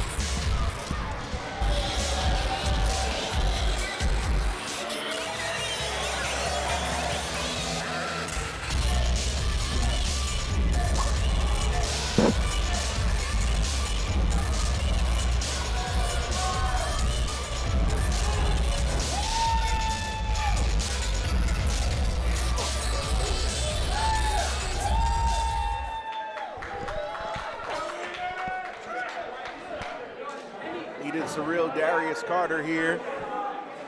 Second time these two are squaring off. Darius Carter leading the all-time matchup, 1-0. Darius Carter, current reigning and defending BCW World Heavyweight Champion, his second reign with that championship. And Darius Carter, you know, for those of you on IWTV, you know, who are not tuned into We Are Wrestling, it was in this very building, in that very ring, back in March, where Darius Carter lost in the main event, had a chance to get the We Are Wrestling Championship. So, you know, Darius Carter probably looking for a measure of personal closure here in this building. Yeah, but look at this. They're starting out hot and heavy here.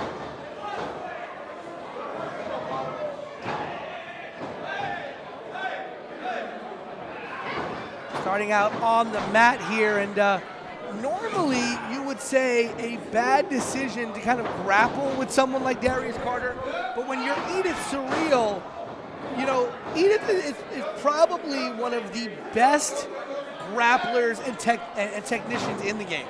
That is correct. She put many away with submissions as her time as the Invictus Women's Champion. That Venus flytrap. But Darius Carter just as well versed in technical wrestling. His wrestling acumen is always on display. And what's interesting about Darius is you can never really tell. Oh, look at the gamesmanship.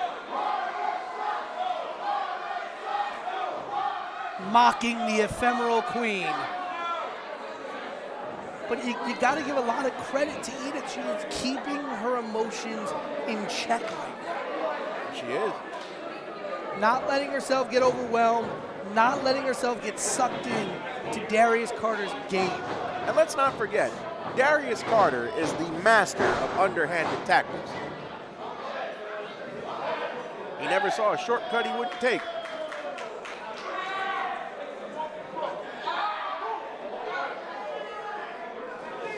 That is very true about Carter, but you know, I hate to say this because I hate to sound like a Darius Carter apologist or a Darius Carter defender, but at the end of the day, Alphonse, and you know this from your time as an official in that ring, yep. a win is a win is a win. Doesn't matter how you win, as long as the record books say that you won. Right. We could sit here, we can talk about some of the legends of our business. Ric Flair didn't always win straight up. Nope. You know, Jerry the King Lawler didn't always win straight up. Nope. Hell, even the great one himself, the legendary Dusty Rhodes, didn't always win Straight up. straight up. Sometimes you got to take a shortcut. Sometimes you got to take an advantage. You got to do what you got to do to get the win. And Darius Carter, granted, may do that more than most, but at the end of the day, his win-loss record speaks for itself. That is correct. He's won way more than he's lost. No matter where he is, and it's very interesting. Earlier today, on social media, I saw a young man, we both know him very well, Raymond Sanchez, host of the Respect the Craft podcast on YouTube, you know, kind of reference probably the place where a lot of people first saw Darius Carter emerge on the scene. Yep. The Crusade for Change. What a legendary group that was. Darius Carter, Anthony Gangone, TJ Marconi, the Minutemen, Danny Only, an incredible faction that was, I mean, many would say well beyond its time. Yep. All of those men still successful in their own right. But Darius Carter, you gotta wonder, when this whole Darius Carter, Edith Surreal back and forth is done, where do you think Darius is gonna set his sights? Could be the Grand Championship. However, you know Darius Carter has to remain in the title mix at some point. He's never saw a championship that he didn't want to chase. Although I can't see him going for a tag team title. Nobody would want to team up with Darius No, I Carter. don't think there's anybody that would want to team up with Darius Carter. I mean, let me rephrase that. I think there's a lot of people who would want to team up with Darius Carter because of how successful and good he is. Right. But I don't think there's a lot of people that trust Darius Carter enough to team up with him. That is correct. And now Darius Carter with a gut shot. And the Ephemeral Queen. Oh, beautiful DDT, just draping him like if it was his last match. So Edith Surreal now with a basement drop kick, almost like a baseball slide. Taking Darius right to the outside. With that spiked DDT on the apron now. Isn't that an end of career? It could. And right now the Ephemeral Queen, I was gonna say, standing alone in her throne in the ring, but went to the outside and just got taken right in by Dan. Look at that right there, that spike. And look at the baseball slide coming up in the double feature replay. Wow. That's safe into second any day. Oh, of course. In the home, too. Right. But Darius Carter, you know, kind of just suckering Edith Surreal in, got her to fly to the outside, and now has the advantage here. Oh, and just dumped her right on that padding, and you heard that thud. Those pads are not that thick. No, pads are not that thick, and underneath here, it is a pure concrete floor. In fact, this building used to have wooden floors in this gymnasium. Unfortunately, they are in the process of getting their floors replaced, so all the wood paneling has come off. This is pure concrete underneath those pads. Absolutely. And nothing hurts worse than getting slammed on concrete. Listen, I wasn't a fan when I was a kid, and I ain't a fan now. Nope. Especially now that we're older. Yep, listen. Take me about 5 grunts to get up in the morning. Edith Surreal in a bad way here. Darius Carter enough time to taunt the audience here. And you know that's interesting because if that was anybody else, Alphonse, we would talk about how playing to the crowd and antagonizing the crowd is a negative, right? You're giving your opponent too much time to kind of get their breath back and kind of get back into the game. But Darius, I mean, it's a different story. And Darius, I think he thrives off of the jeers of the crowd and the boos. Double underhook now. Float Beautiful. right over. Nice butterfly suplex. Muhammad Ali would be proud. Float like a butterfly on that one. I'm pretty sure his blows sting like a bee. That they do. Let's go Edith here, chant here in the Bronx. And it goes to show just how quickly Edith Surreal just builds that connection and relationship with the fans.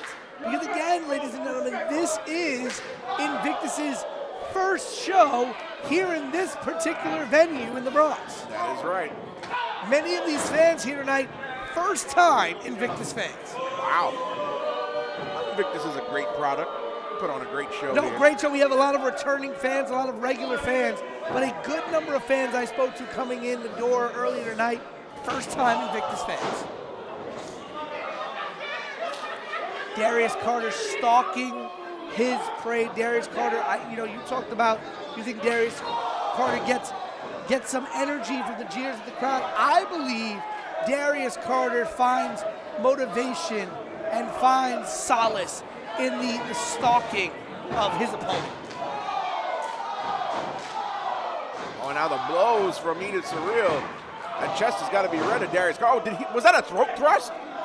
A throat thrust from Darius Carter to stop the offensive flurry. And not even a full hand throat thrust. He went 2 fingers straight around the windpipe of Edith Surreal.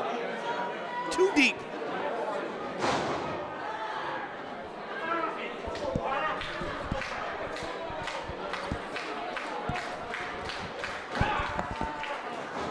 Going in there, knee directly into the lower cervical spine, upper thoracic area. Edith trying to get away from it here. But that hangman's choke. That hangman's choke cutting off the air supply for Edith Surreal, but she gets out of it. Oh! Looked like she went for a back elbow smash, but didn't get all of it. Not at all. And now a bulldog. Looked almost pounce-like. And only a 2 count as Darius kicks out. Looked like, I thought she was setting up for a pounce. The way she threw Darius into the ropes and went off the opposite ropes, but went for a beautiful bulldog.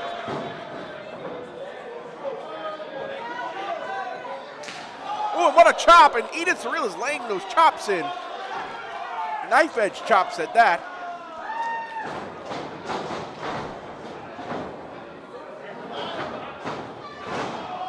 Oh, suckered Darius in, draping him down against the second rope.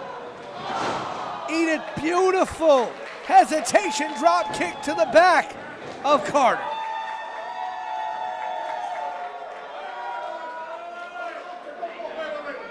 And now Darius Carter begging off. Don't trust him, Edith. And Edith looking around, probably asking this crowd what she should do, but she should know what to do. Never trust Darius Carter. We may be in the Catholic school, but we don't need the father or the clergy to tell us that Darius Carter isn't trustworthy. And look, oh, he run the ankle. Might have snapped a ligament or two in the ankle joint of Edith Surreal there.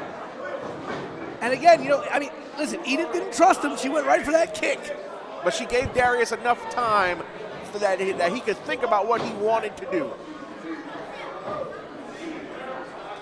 And once again, the methodical decimation of Edith Surreal, tended to by Darius Carter. The sleeper hold, and referee Nick Shin.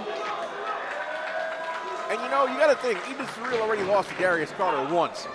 Maybe technically twice if you want to think about it. Technically twice. You got to think, she doesn't want history to repeat itself. You think that mask is reinforced? Maybe she had an extra strap? You got to think so, but right now it might have wanted an extra strap of protection around that shoulder. Got thrown shoulder first into the post. Yakuza covered by Darius Carter. Only a 2. That Yakuza kick has felled many an opponent for Darius Carter.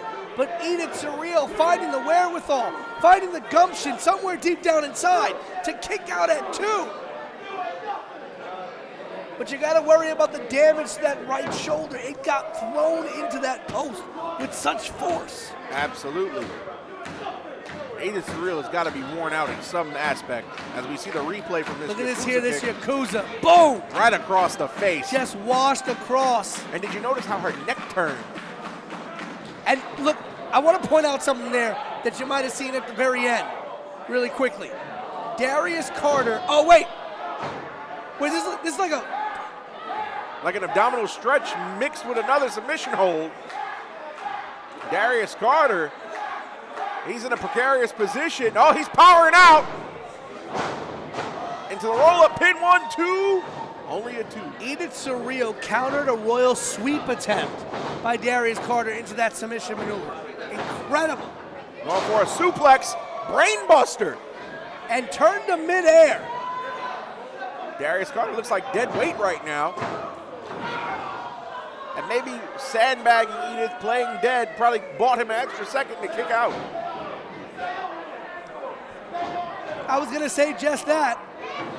And now Edith. Figure 4. And here we go, and Darius trying to turn it. And she does. But wait. Trying to lock, But Edith. Got a variation. A little bit of a variation of the Venus flytrap. That's her finishing submission maneuver. That's the maneuver that won her the Invictus Women's Championship. But adding some extra torque to it this time. And this is where, look, he's tapping. Darius is tapping, but he already had a hand on the rope, so the tap doesn't count. And that's where ring positioning is key. Had she had Darius Carter in the middle of the ring, the match would be over. And look, Darius with an eye gouge. I thought Darius might have been going for that mask again. It could be. But if you would have seen that tap, would you have counted it? Absolutely not. As an official, once the rope break occurs, once the competitor has a hand or any body part on the rope, that's it. You got to start the 5 count. Now look, he's going for the mask as Darius Carter. And once again, he's ripping the mask off the face of Edith Surreal. Now trying to at least, Edith trying to fight back. Shades of New Year's weekend. And fighting back with vicious shots. This is now the second time that Carter has gone for the mask. And you would have thought, like you said earlier, that Edith might have had that mask secured extra tight. Wait, Edith Surreal just dropped Nick Shin, the referee. That's got to be a disqualification, and it is. Edith cost herself here in this match. The anger got the better of her. We talked about that earlier. Edith letting her emotions get the better of her. But listen, to quote Chris Rock, it may not have been the smart thing to do, but I understand where Edith is coming from. Ladies and gentlemen, here is your winner as a result of a disqualification, Mr. Darius Carter. And the fans here in the Bronx not happy about referee Nick Shin's decision, but you cannot put your hands on an official. Oh, and Edith Surreal with a kick right to the face of Darius. She's going right back after Darius. Well, at this point, the match is over. You've been handed a loss. At this point, get your licks in, Edith. Get your shots. Darius fighting back, and they're brawling on the outside here. Not too far away from us.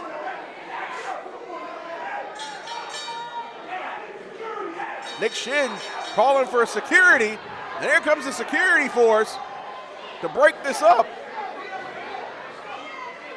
The security team coming from the backstage area to come and break up this fight here between Darius and Edith. And let's, on a Yakuza kick through the security.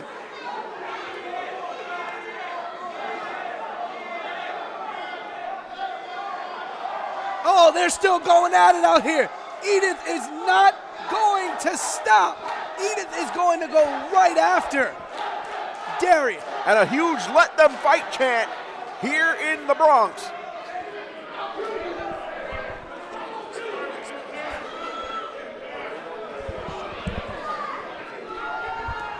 And security finally breaking this one up.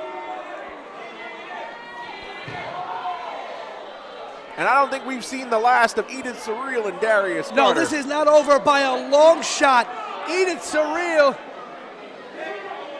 And you see Darius, I hate you, Edith Surreal, I hate everything you stand for.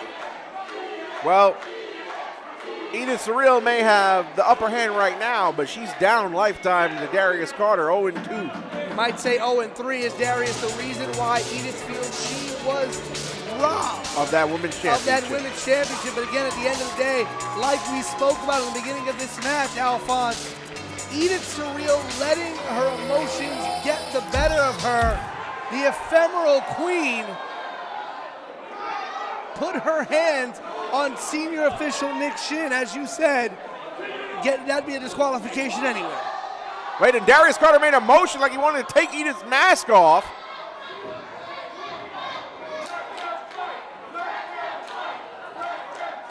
Yeah, we have not seen the last of this situation. Now we're going to need some extra security, and I'm going to tell you right now, round 3, someone get like a cage or something, because these two need to find a way definitively to put this to bed.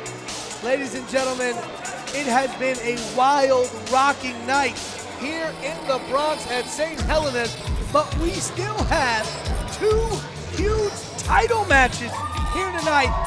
And our next one, a match that we have been looking forward to since the end of the Friends Who Fight Rumble at the Bronx Brewery. That's right, ladies and gentlemen, the Invictus Grand Championship is coming up next. And let me tell you something, Alphonse. We have a special guest on commentary. I'll introduce them in a few. That's right, Ryan Pearson. Go through your introductions. This one's gonna be good. And the Figure King. It is scheduled for one fall, and it is for the Invictus Pro Wrestling Grand Championship.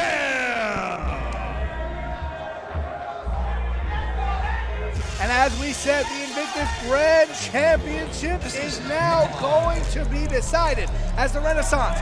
Nikolai White, the winner of the Friends Who Fight Rumble, will challenge the Invictus Grand Champion, Cash Flow Ken Broadway. But you know what? I want to steal a bit of a line from Cash Flow.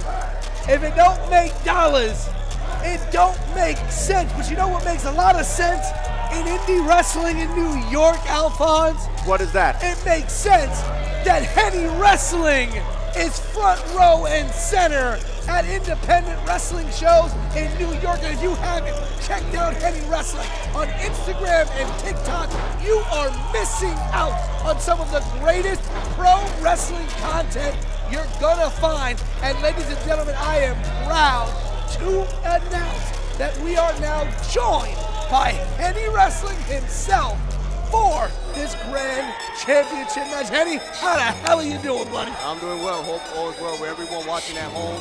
Hope all is well with you guys. Thank you, Pete, for the intro. I thank God for this opportunity, and I'm looking forward to this championship match. Absolutely, and as the sponsor of this match, let me ask you, Henny, who do you think is going to come out on the top in this one? I didn't know, I got to put it in my DraftKings. I will be honest with you, this is a toss-off, but I'm leaning towards Cash Flow. Championship experience will always come to play. He knows what it's like to be a champion, and he knows what it's like to retain as champion. So for Nikolai White to walk out as grand champion, he has to not let his emotions get the best of him, but focus one goal, and it's to walk out as grand champion. But Cash Flow, with the experience that he has, he's the favorite to retain the grand champion here tonight. Well, again, we spoke about earlier during the tag team title match, champion's advantage. You don't have to beat your opponent. They've got to beat you. Your opponent's got to beat you. The champion has a lot of different ways they can retain the championship. Not to mention, Nikolai White has to beat Ken Broadway, but if he beats him by count out or disqualification, he won't walk out the grand champion. That is right. If Ken Broadway loses via count out or DQ, he will retain that Invictus Grand Championship. And not one to think that Broadway is going to put himself in those positions. But if Nikolai White gets disqualified, doesn't get the Grand Championship. Nikolai White gets counted out, no Grand Championship. Nikolai White has to do the hardest thing. He has to climb the tallest mountain. He has to pin or submit the grand champion in order to walk out with that championship? One thing I want to mention, Castro cannot overlook Nikolai White. I forgot to mention that. If he overlooks Nikolai White, he's losing that belt tonight. So, Henny, I want to talk to you about something here. Somebody, personal friends with you as well, but somebody who follows you on social media, you train in boxing, right? You sit there. And so, when you walked into a boxing gym for the first time, I'm sure there were people who looked at you and said, this kid, he's out of his And when the league. bell rings, the He man don't belong commanding here. action, Probably your first couple of Senior sparring Invictus sessions, Pro Wrestling people like, official, kid, Mr. listen, Nick save yourself Shin. trouble. What does that feel like to you when people are overlooking you? People And now think for the you introduction. don't deserve that Introducing spot. first, I'm going to the be honest with you, challenger, it's very hailing discouraging from because of the fact that Harlem, New you know York, inside you weighing can do in it. at But the problem is 175 that you got so pounds. many people Tonight, he discouraging is sponsored by So- the Dirty Heels podcast. So in my shoes, I had to continue to persevere. I had to continue to show up because no matter what, they still going to talk. So with Nikolai White, with the story that he was telling, he had to continue to persevere, regardless of what people say. And look at him tonight. He has a title shot for the grand champion in Invictus Pro Wrestling. So it's all about perseverance. It's all about believing in yourself and know where you're at and where you want to go. Manhattan, and weighing in at 225 pounds, he is the current reigning and defending Invictus Pro Wrestling Grand Champion. This is Cash Flow Ken Broadway.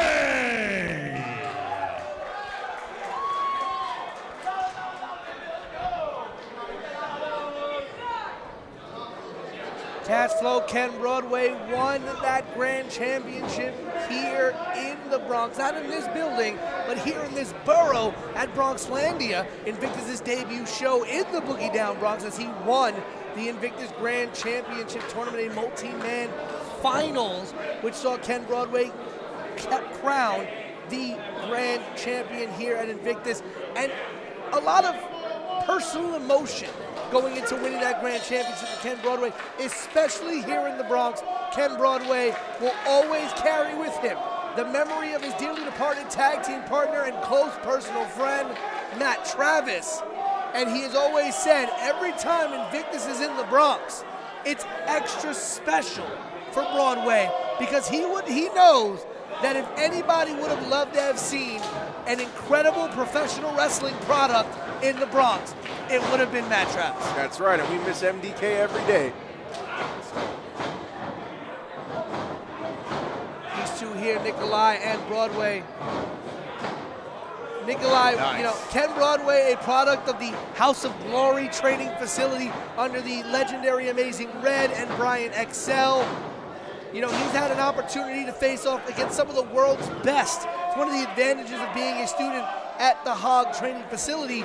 They put you in positions to face some of the best independent professional wrestling athletes from around the world. So he's been in there. He's been in there with guys like Low Key. He's been in that ring and training situation with them. Even a legend, a man who left us well before his time, the first Ring of Honor champion, Xavier. That's right.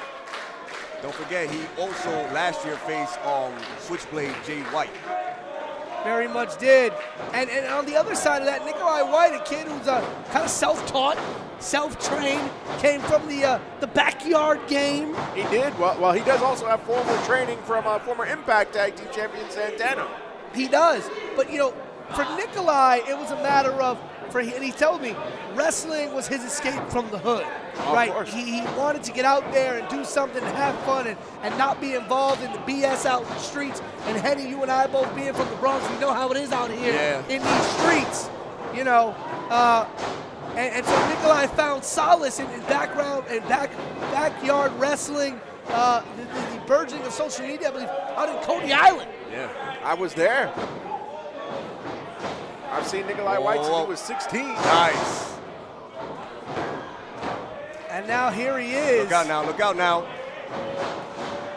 Ken Broadway, he's flying. He didn't catch him flush, but caught him well enough. And listen, Ken Broadway put himself in a very dangerous predicament there because you saw Broadway's feet, his toes clipped the top of that rope as he flew out. And you don't realize how much that small amount of your body clipping the rope could affect you. If you notice Broadway's trajectory, he went from a straight line to almost straight down to the ground. However, he was able to get a hand on Nikolai to push him into the guardrail for maximum effect.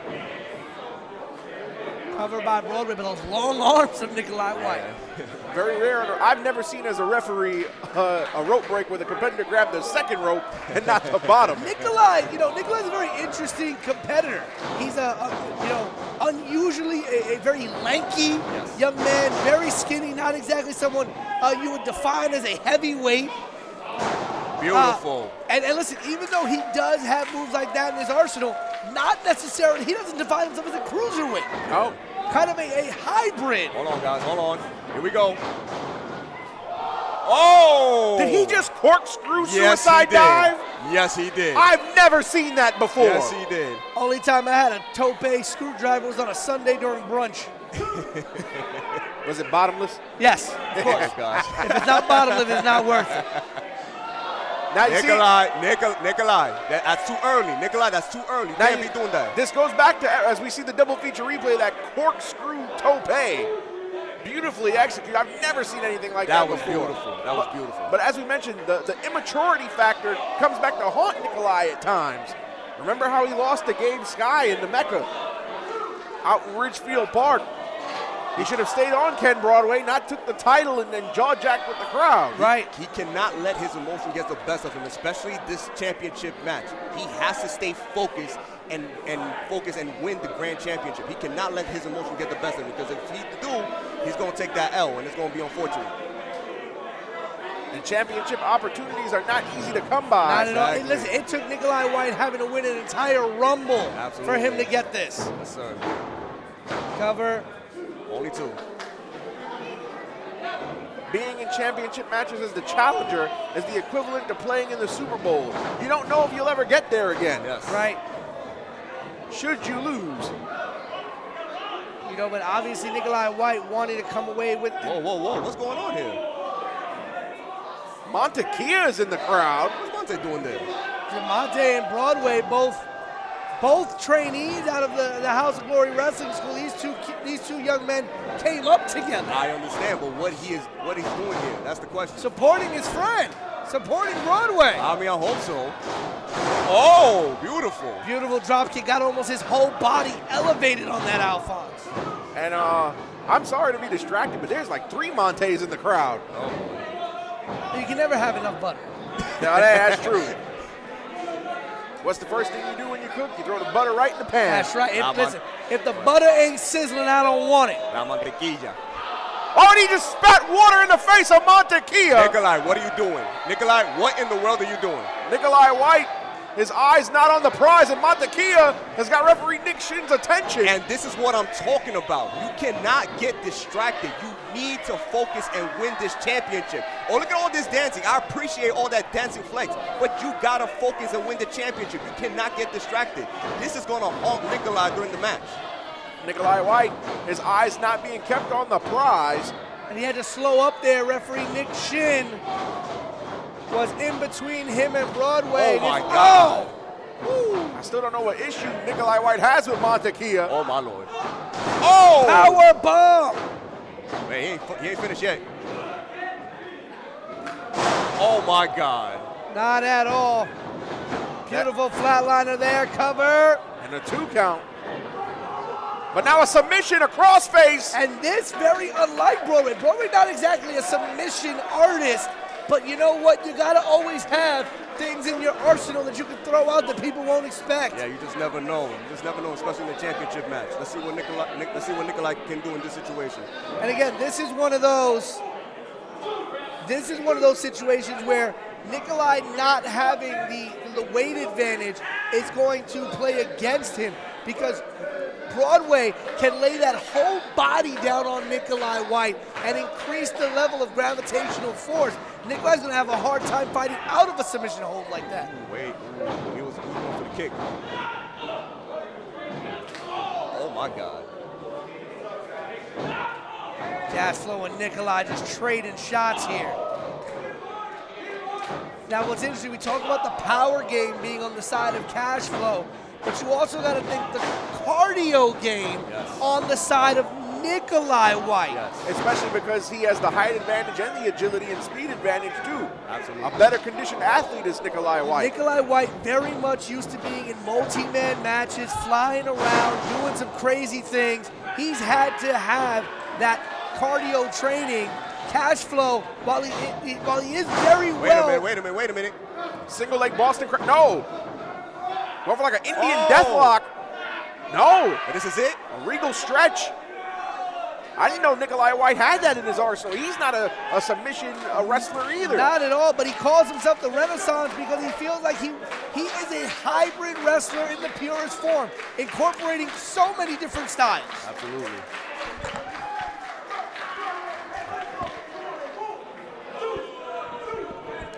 Broadway making it to the ropes, breaking up that submission there.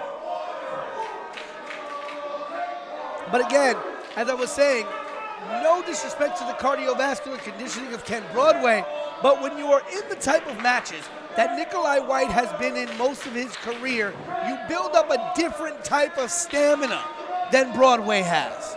That is correct. Up and over now. Kick to the face. Oh! Here we go. Backstabber. Yes, sir. Broadway's feeling it now. Only a 2 count And so still. is Nikolai, feeling something that's sending convulsions through his spine. Yes. That's that power of the Holy Ghost here at St. Helena's Oh, Church. Lord, have mercy.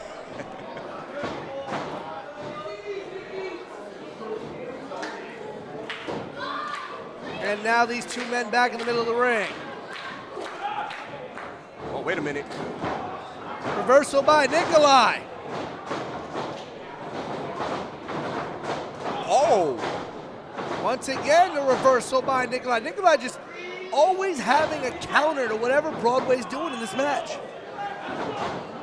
Oh, beautiful ripcord high knee. Yep.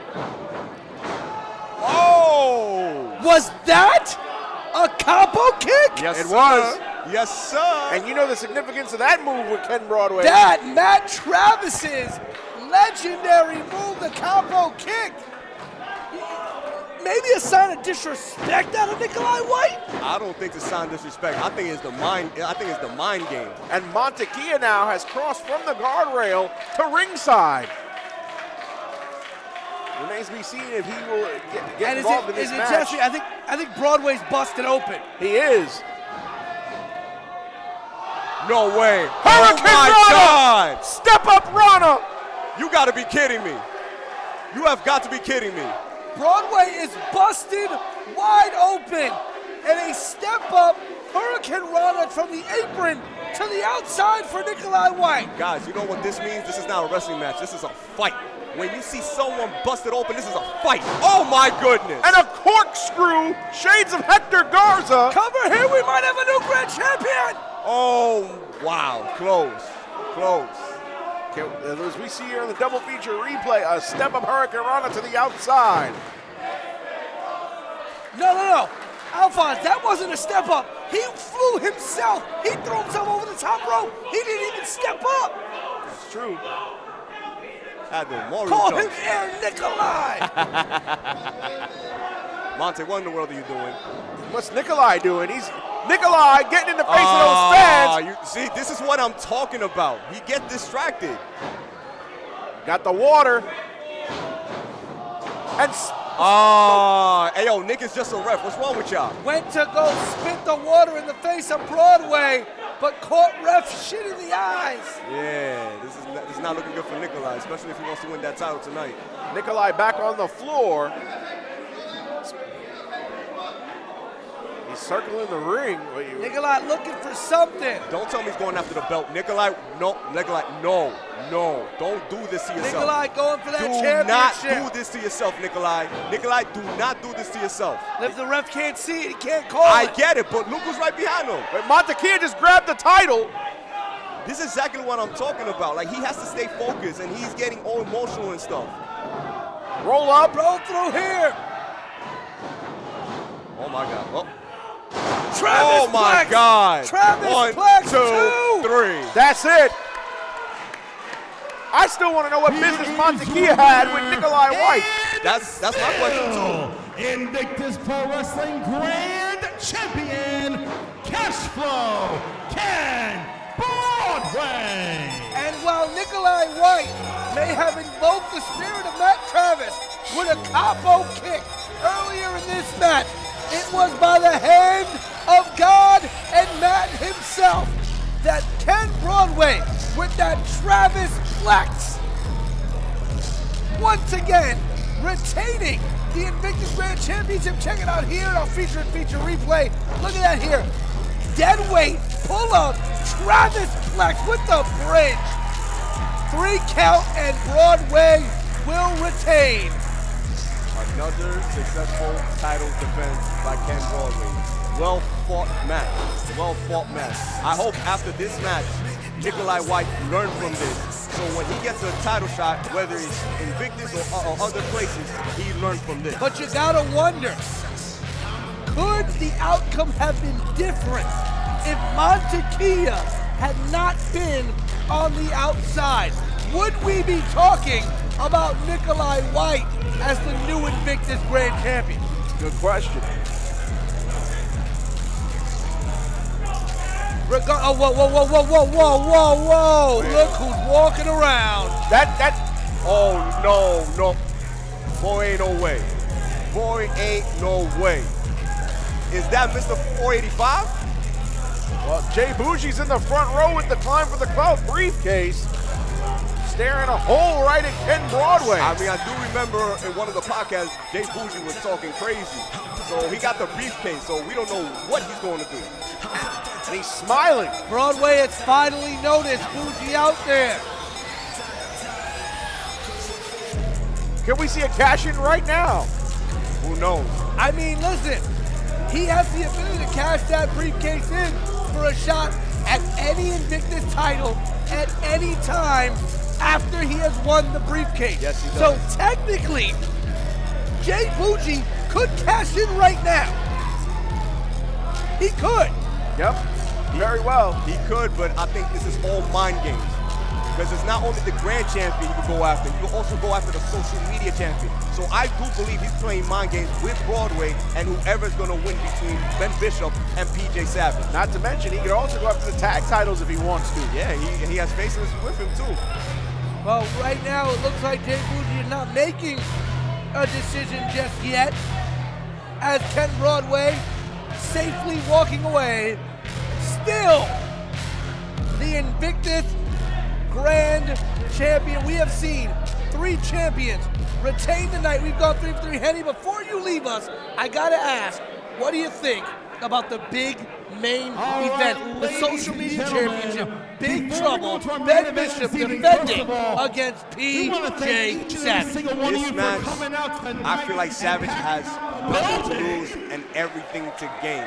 This man has worked hard to get to this point. Tonight is his night to show why he is the main event for Invictus. Not only the main event, but the face of Invictus Pro Wrestling. Thank you, Henny Wrestling. And again, once on Instagram and TikTok, follow at Henny Wrestling. Catch up on all the great wrestling content you can find. And all I'm going to say, this match, Henny, I'm going to steal a line from you. This next match has got me going. Take his money. More specifically, Take my money. Ladies and gentlemen, Henny Wrestling, Thank you, guys. TikTok and Instagram. Check them out. Thank you, guys. It was a privilege to be with you guys. Thank you. Of course, Honor my to friend. have you here with us. Ladies and gentlemen, on this exact show, 1 year ago, PJ Savage won the Climb for the Clout briefcase. Tonight, 1 year later, he cashes it in for a shot at the social media championship in the main event. That's right. For one more match. Then, ladies and gentlemen, live from the Boogie Down Bronx, this is your In Bloom 3 main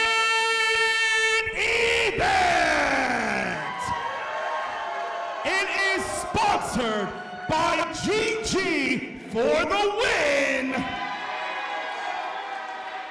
It is scheduled for one fall, and it is for the Invictus Pro Wrestling Social Media Championship.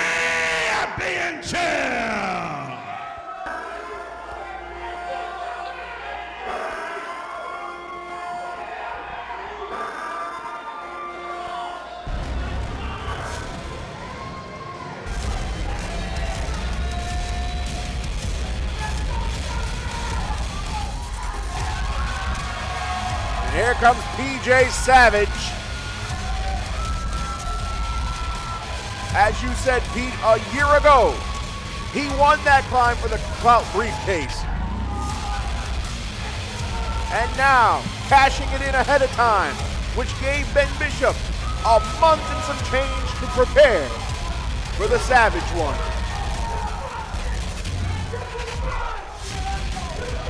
That is right, the first time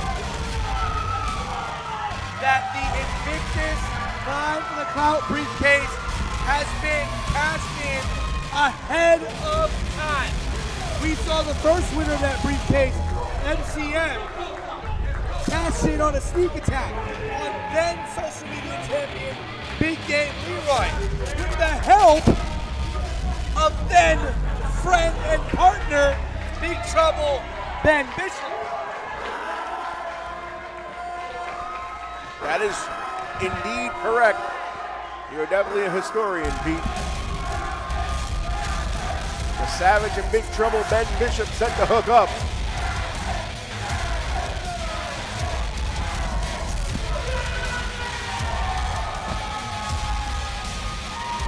PJ Savage, about a month and a half ago at the Bronx Brewery, said, I want to do this like a man.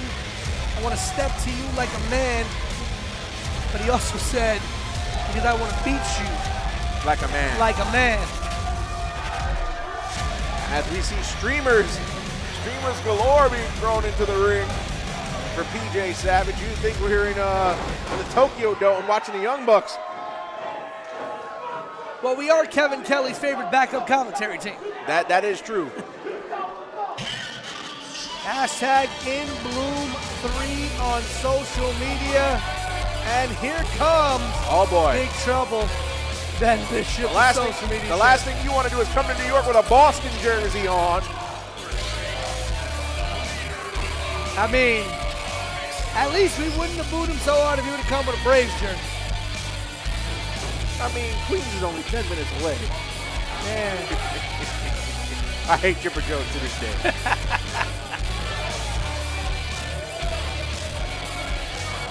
Big Trouble Ben Bishop, who's been a fighting champion. He has even defended that social media championship in promotions outside of New York. Yes, outside of Invictus. The only champion to do so. The third social media champion in the history of Invictus Pro Wrestling. It was Big Game Leroy, then MCM, and then Ben Bishop. That's right, Big Game Leroy held that title for a year. 1 whole year. Then MCM, and then Big Trouble Ben Bishop, I should say.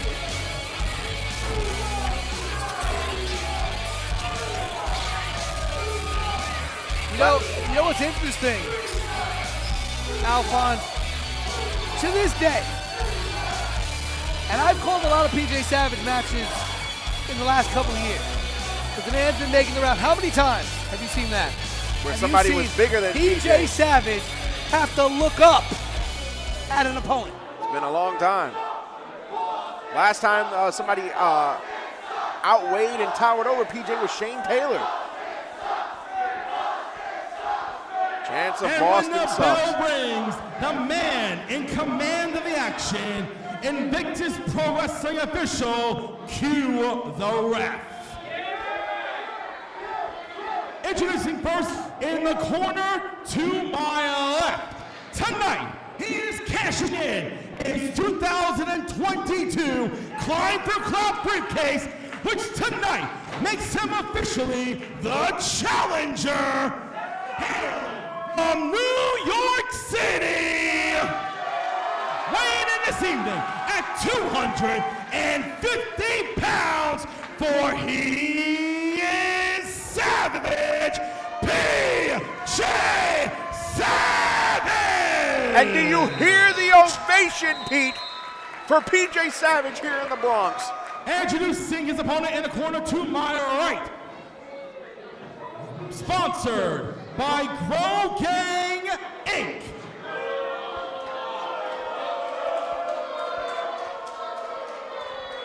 Standing at 6 feet, 12 inches tall, and weighing at 15% of a met.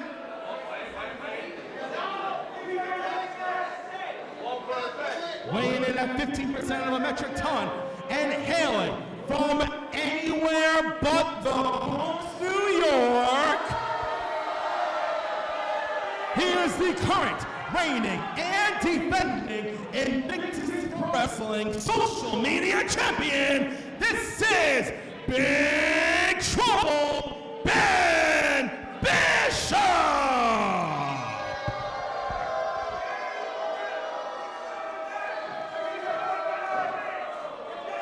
Ben Bishop, nowhere near a fan favorite tonight. The last time we saw Ben Bishop, we were in the Bronx Brewery. He successfully retained that title against Carly Bravo of the Infantry from Ring of Honor. But PJ Savage, climb for the Cloud briefcase holder, cashing in tonight.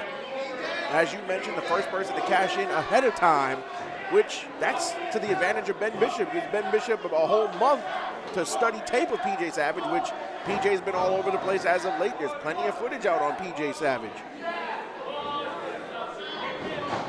Here in our main event, Ben Bishop jump-starting this thing. And I think, do you think Ben Bishop may sense that his title reign might come to an end tonight?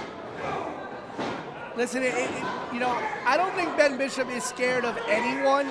I don't think Ben Bishop is afraid of any opponent. I don't think Ben Bishop walks into a match putting himself at a mental disadvantage, thinking this might be the end of his title reign. But I also think Ben Bishop is very smart enough to realize that PJ Savage is a formidable challenger for that championship. PJ Savage has won championships in multiple companies in a very short span of time. PJ Savage is riding a rocket ship right now in his career.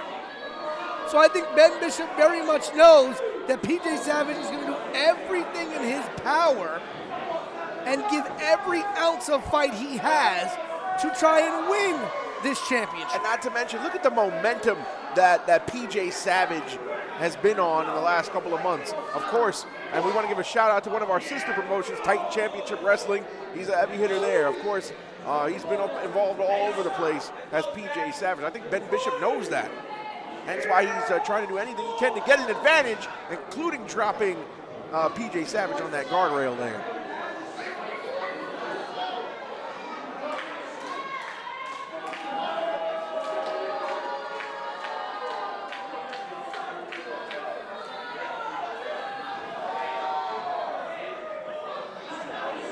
These two men fighting on the outside.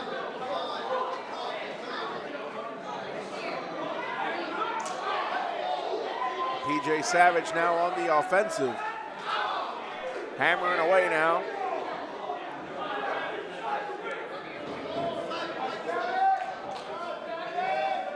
PJ Savage, like you said earlier, wants to do this like a man.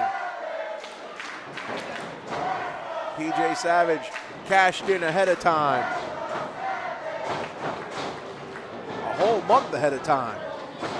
Whereas when MCM cashed in, it was a sneak attack.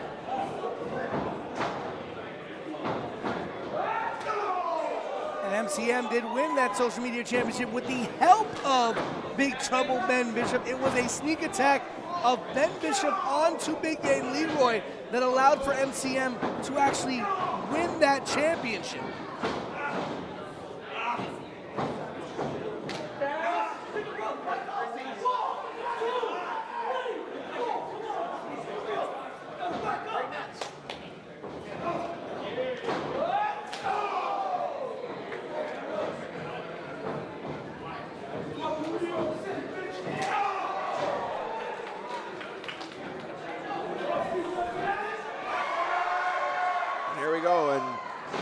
pace of this match has slowed tremendously. But Ben Bishop over the top rope with that clothesline.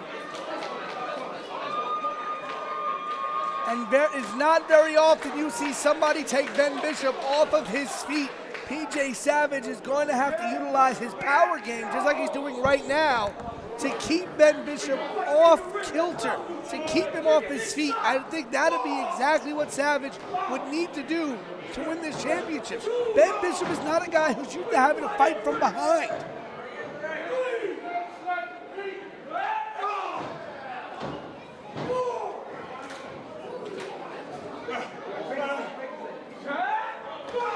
Oh, wow, and hammering away on the knee of Ben Bishop is PJ Savage, and that's actually smart. How do you bring down the house? You start at the foundation. Ben Bishop can't do much damage if he can't walk.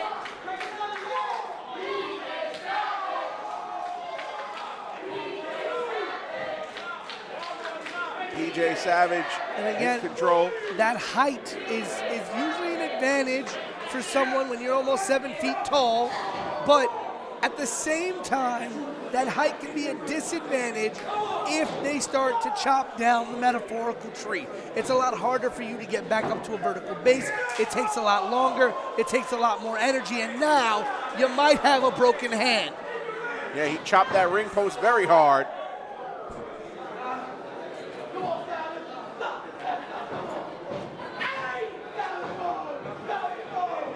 Now PJ rolling Ben Bishop back inside the ring.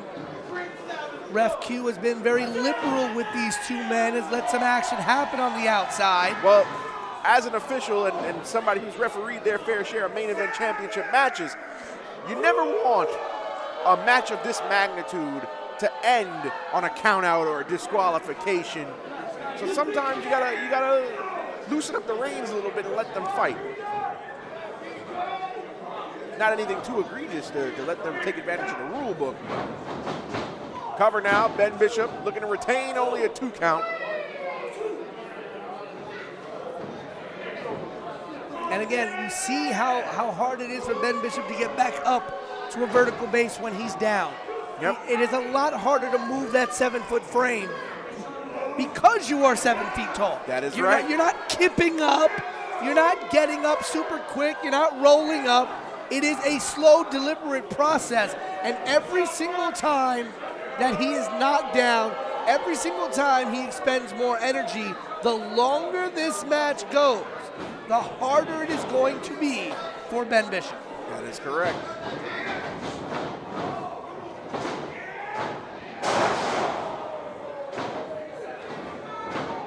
There we go, cover. Only a 2.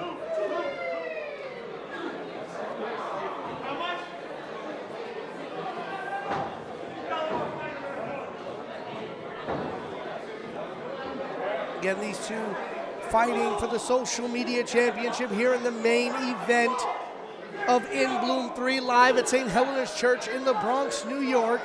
We have seen 3 championship matches tonight, and we have seen 3 champions retain. That is we have correct. seen Ken Broadway retain the grand championship against Nikolai White. Fight or Die retained the tag team titles. That's right, and we saw Clara Carreras retain the women's championship in an open challenge against a returning Anastasia Morningstar. Will Ben Bishop complete the sweep of the champions, or will he fall victim Whoa! to the Savage one? Big neck breaker there by Ben Bishop. Not something you see a 7-footer usually break out of their arsenal.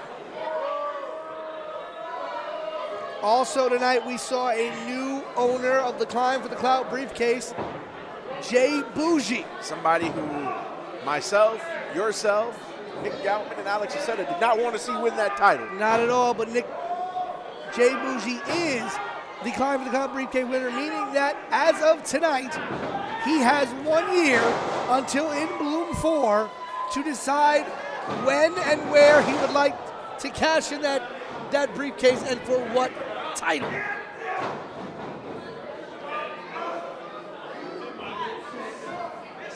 Savage missed that senton, something he's hit many a time, weakened many an opponent with. PJ Savage, I don't remember the last time that he's taken this much punishment in a match. Usually very dominant. I could say the same for Bishop. It's been a long time since I've seen Ben Bishop get manhandled and get this tired and be this beat up by an opponent. Usually, Ben Bishop, I mean, listen, Carly Bravo was a tough opponent for him. Yep. But at the end of the day, Ben Bishop was still able to kind of have his way with Carly Bravo to some degree. He has not been able to truly do that with PJ Savage here tonight.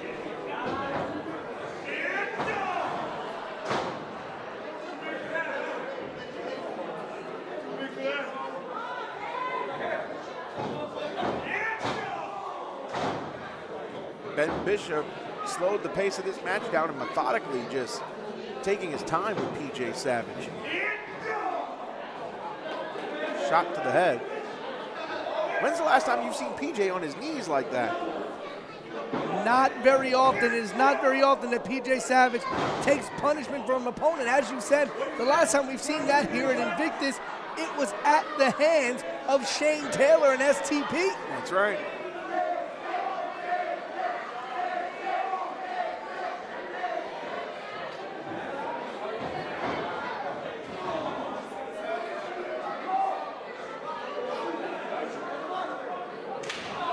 Oh, and what a double-handed chop by Ben Bishop.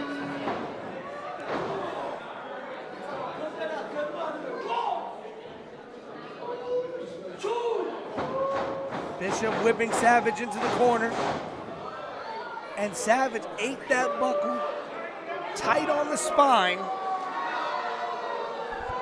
PJ Savage, no worse for wear here.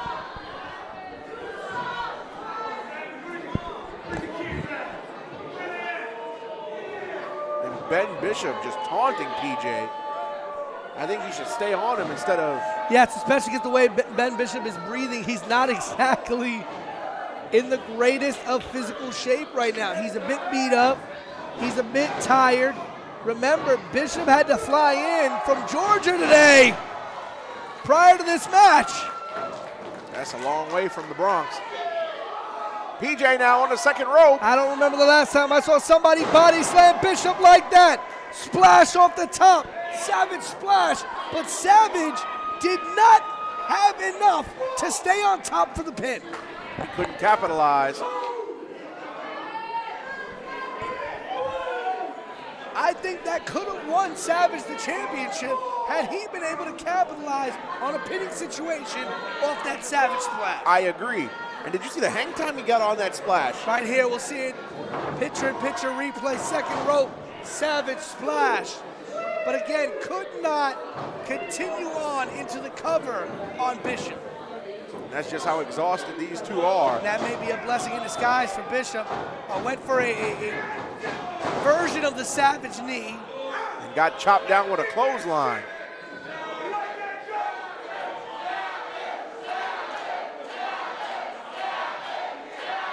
And you hear this crowd here in St. Helena is firmly behind PJ Savage. But again, we spoke about this in the Grand Championship match. The champion's advantage. PJ has to be the one to pin or submit Ben Bishop in order to win that championship here tonight. That's right. Ben doesn't need to beat PJ. PJ's got to beat Ben.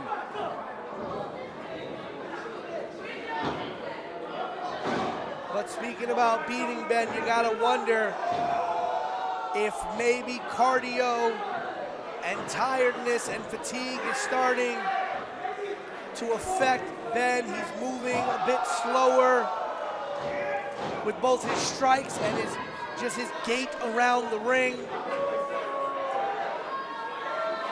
See here, breathing heavy as he's moving, as he walks closer to PJ.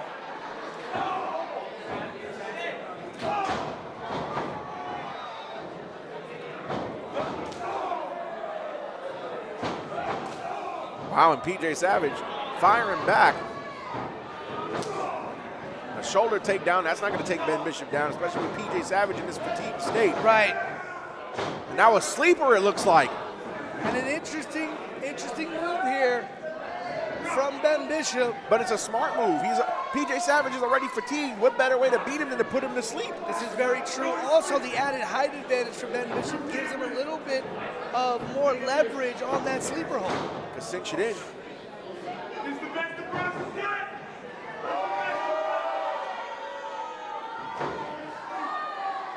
He's got Savage down. Savage looked like he's fading. Looks like he's catching some Z's. Referee Q at a check of 2. No!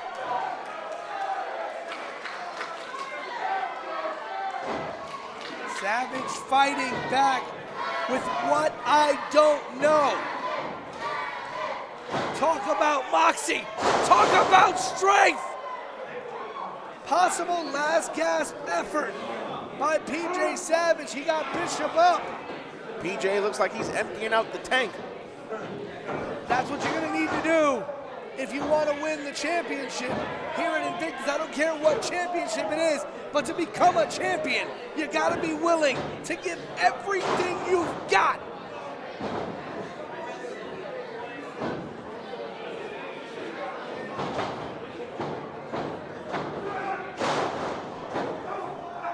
Bishop now on only one good wheel.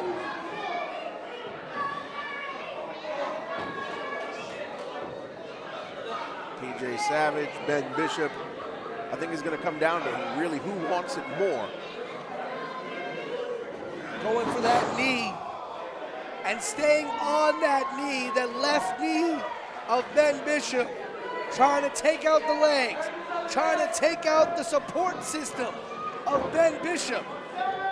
When you want to take a building down, they don't place detonating explosives up in the middle floors or at the top floors. They place the detonating explosives around the base and foundation of the building, and it crumples inward. And the same logic applies to the big man, Ben Bishop. You see the attack being focused on the knee, on the legs, on the foundation of Bishop. And like I said earlier, the best way to bring the house down is to start at the foundation. Nobody ever chopped a tree down at the top. Nope. PJ Savage focusing on those legs, those long legs of Ben Bishop. Might be going for a figure 4. He is. Figure 4 by PJ Savage. We've said this a lot tonight. Not exactly a move you expect to see in the repertoire of the Savage one. Can Ben Bishop get out of the figure 4? Can he roll over maybe? Oh no, and PJ, I don't think he got it all the way cinched in, but still maintains control of the leg. Oh, he's going for it again.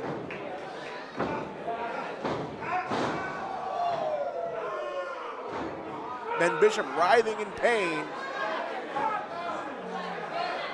Writhing in pain, and you know that figure 4 is going to take an effect on your ankles and your knees.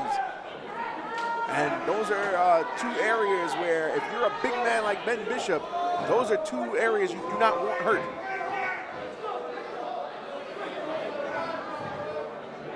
Definitely not. You do not want to have a bum wheel.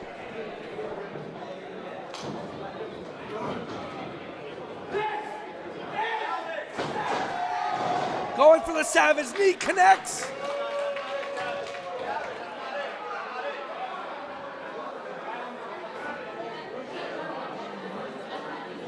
Savage knee connects, but what an unexpected turn of events. Ben Bishop rolling out of the ring. That Savage knee has brought many a victory for PJ Savage, but Ben Bishop having the wherewithal to roll outside of the ring and not allow himself to be in a position to be pinned. And titles cannot be won or lost on the outside, as you know, Pete.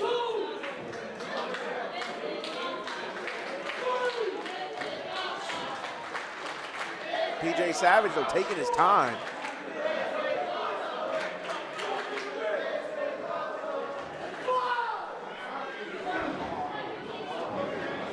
PJ getting Ben Bishop back in the ring.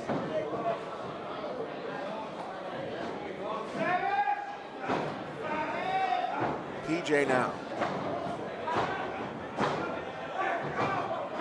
Oh no, and Ben Bishop, on the way down, he slapped the referee inadvertently and got a low blow on PJ, and there's the big boot. Saying that's it, it could be it. Big boot connected, drop PJ. Who would have thought Ben Bishop taking a shortcut? Uh-oh, huge power bomb. Now look for the big trouble there. Got it, connected. The ref Q, took that thumb to the eye. Ref trying to get a position for the count. 1, 2. And PJ kicked out. And I think if the referee hadn't been poked in the eye and had been recovering, that might have been 3. Would have been able to administer a better count. I've been there before, I can tell you from experience. And you hear this crowd in St. Helena's chanting PJ Savage, much to the dismay of Ben Bishop. Bishop hit that big trouble. PJ Savage kicked out at 2. It was the big trouble that won him the social media championship. That's right. right. It was the big trouble that got him a win over Carly Bravo. That's right. Unable to put away PJ Savage with it though.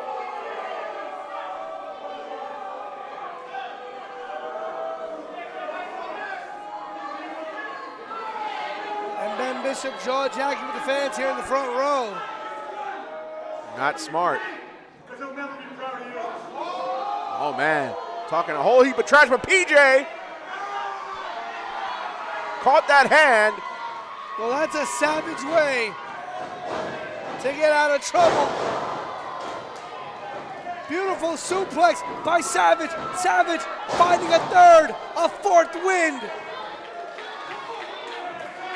Pulling it from the heavens.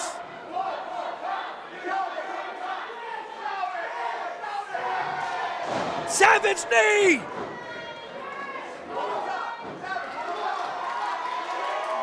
Savage knee, but Bishop is still up.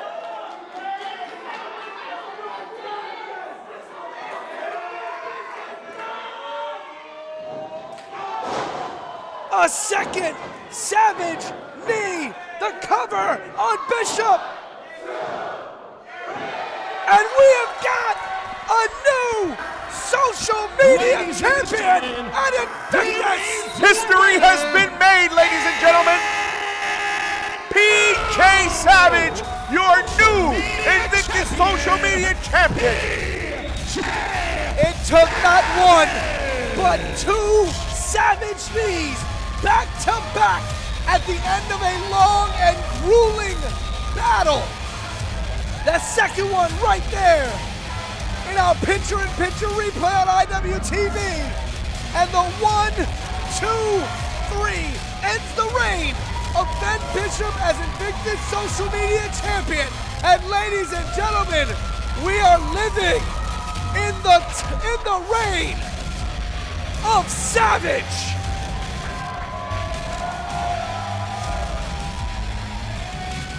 I can't believe it. The reign of Ben Bishop has come to an end.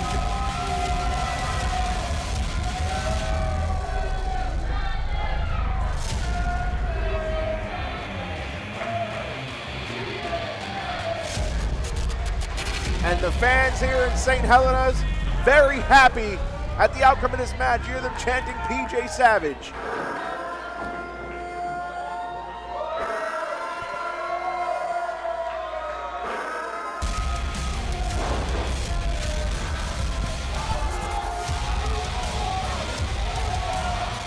PJ Savage. Wait, Pete, do you see that? Jay Bougie. That's Jay Bougie.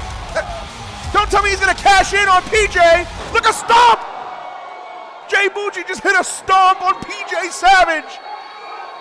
He's cashing in. It's happening. He's cashing in the briefcase. Or is he not? He just walked out of here. He threw the briefcase, PJ's briefcase. Uh-oh. Stomped on PJ's briefcase. Stomping on the old climb for the Clout briefcase. The same briefcase that Bougie helped PJ win a year ago before the takeover dissolved. And he's bringing in his own. He's cashing it in. He's cashing in. He can cash it in tonight. He won it. Well, he's telling the referee to ring the bell. The referee wants no part of this. He's got to do it, though. Ladies and gentlemen, Jay Bougie is cashing in his Climb for Crown briefcase for the Social Media Championship.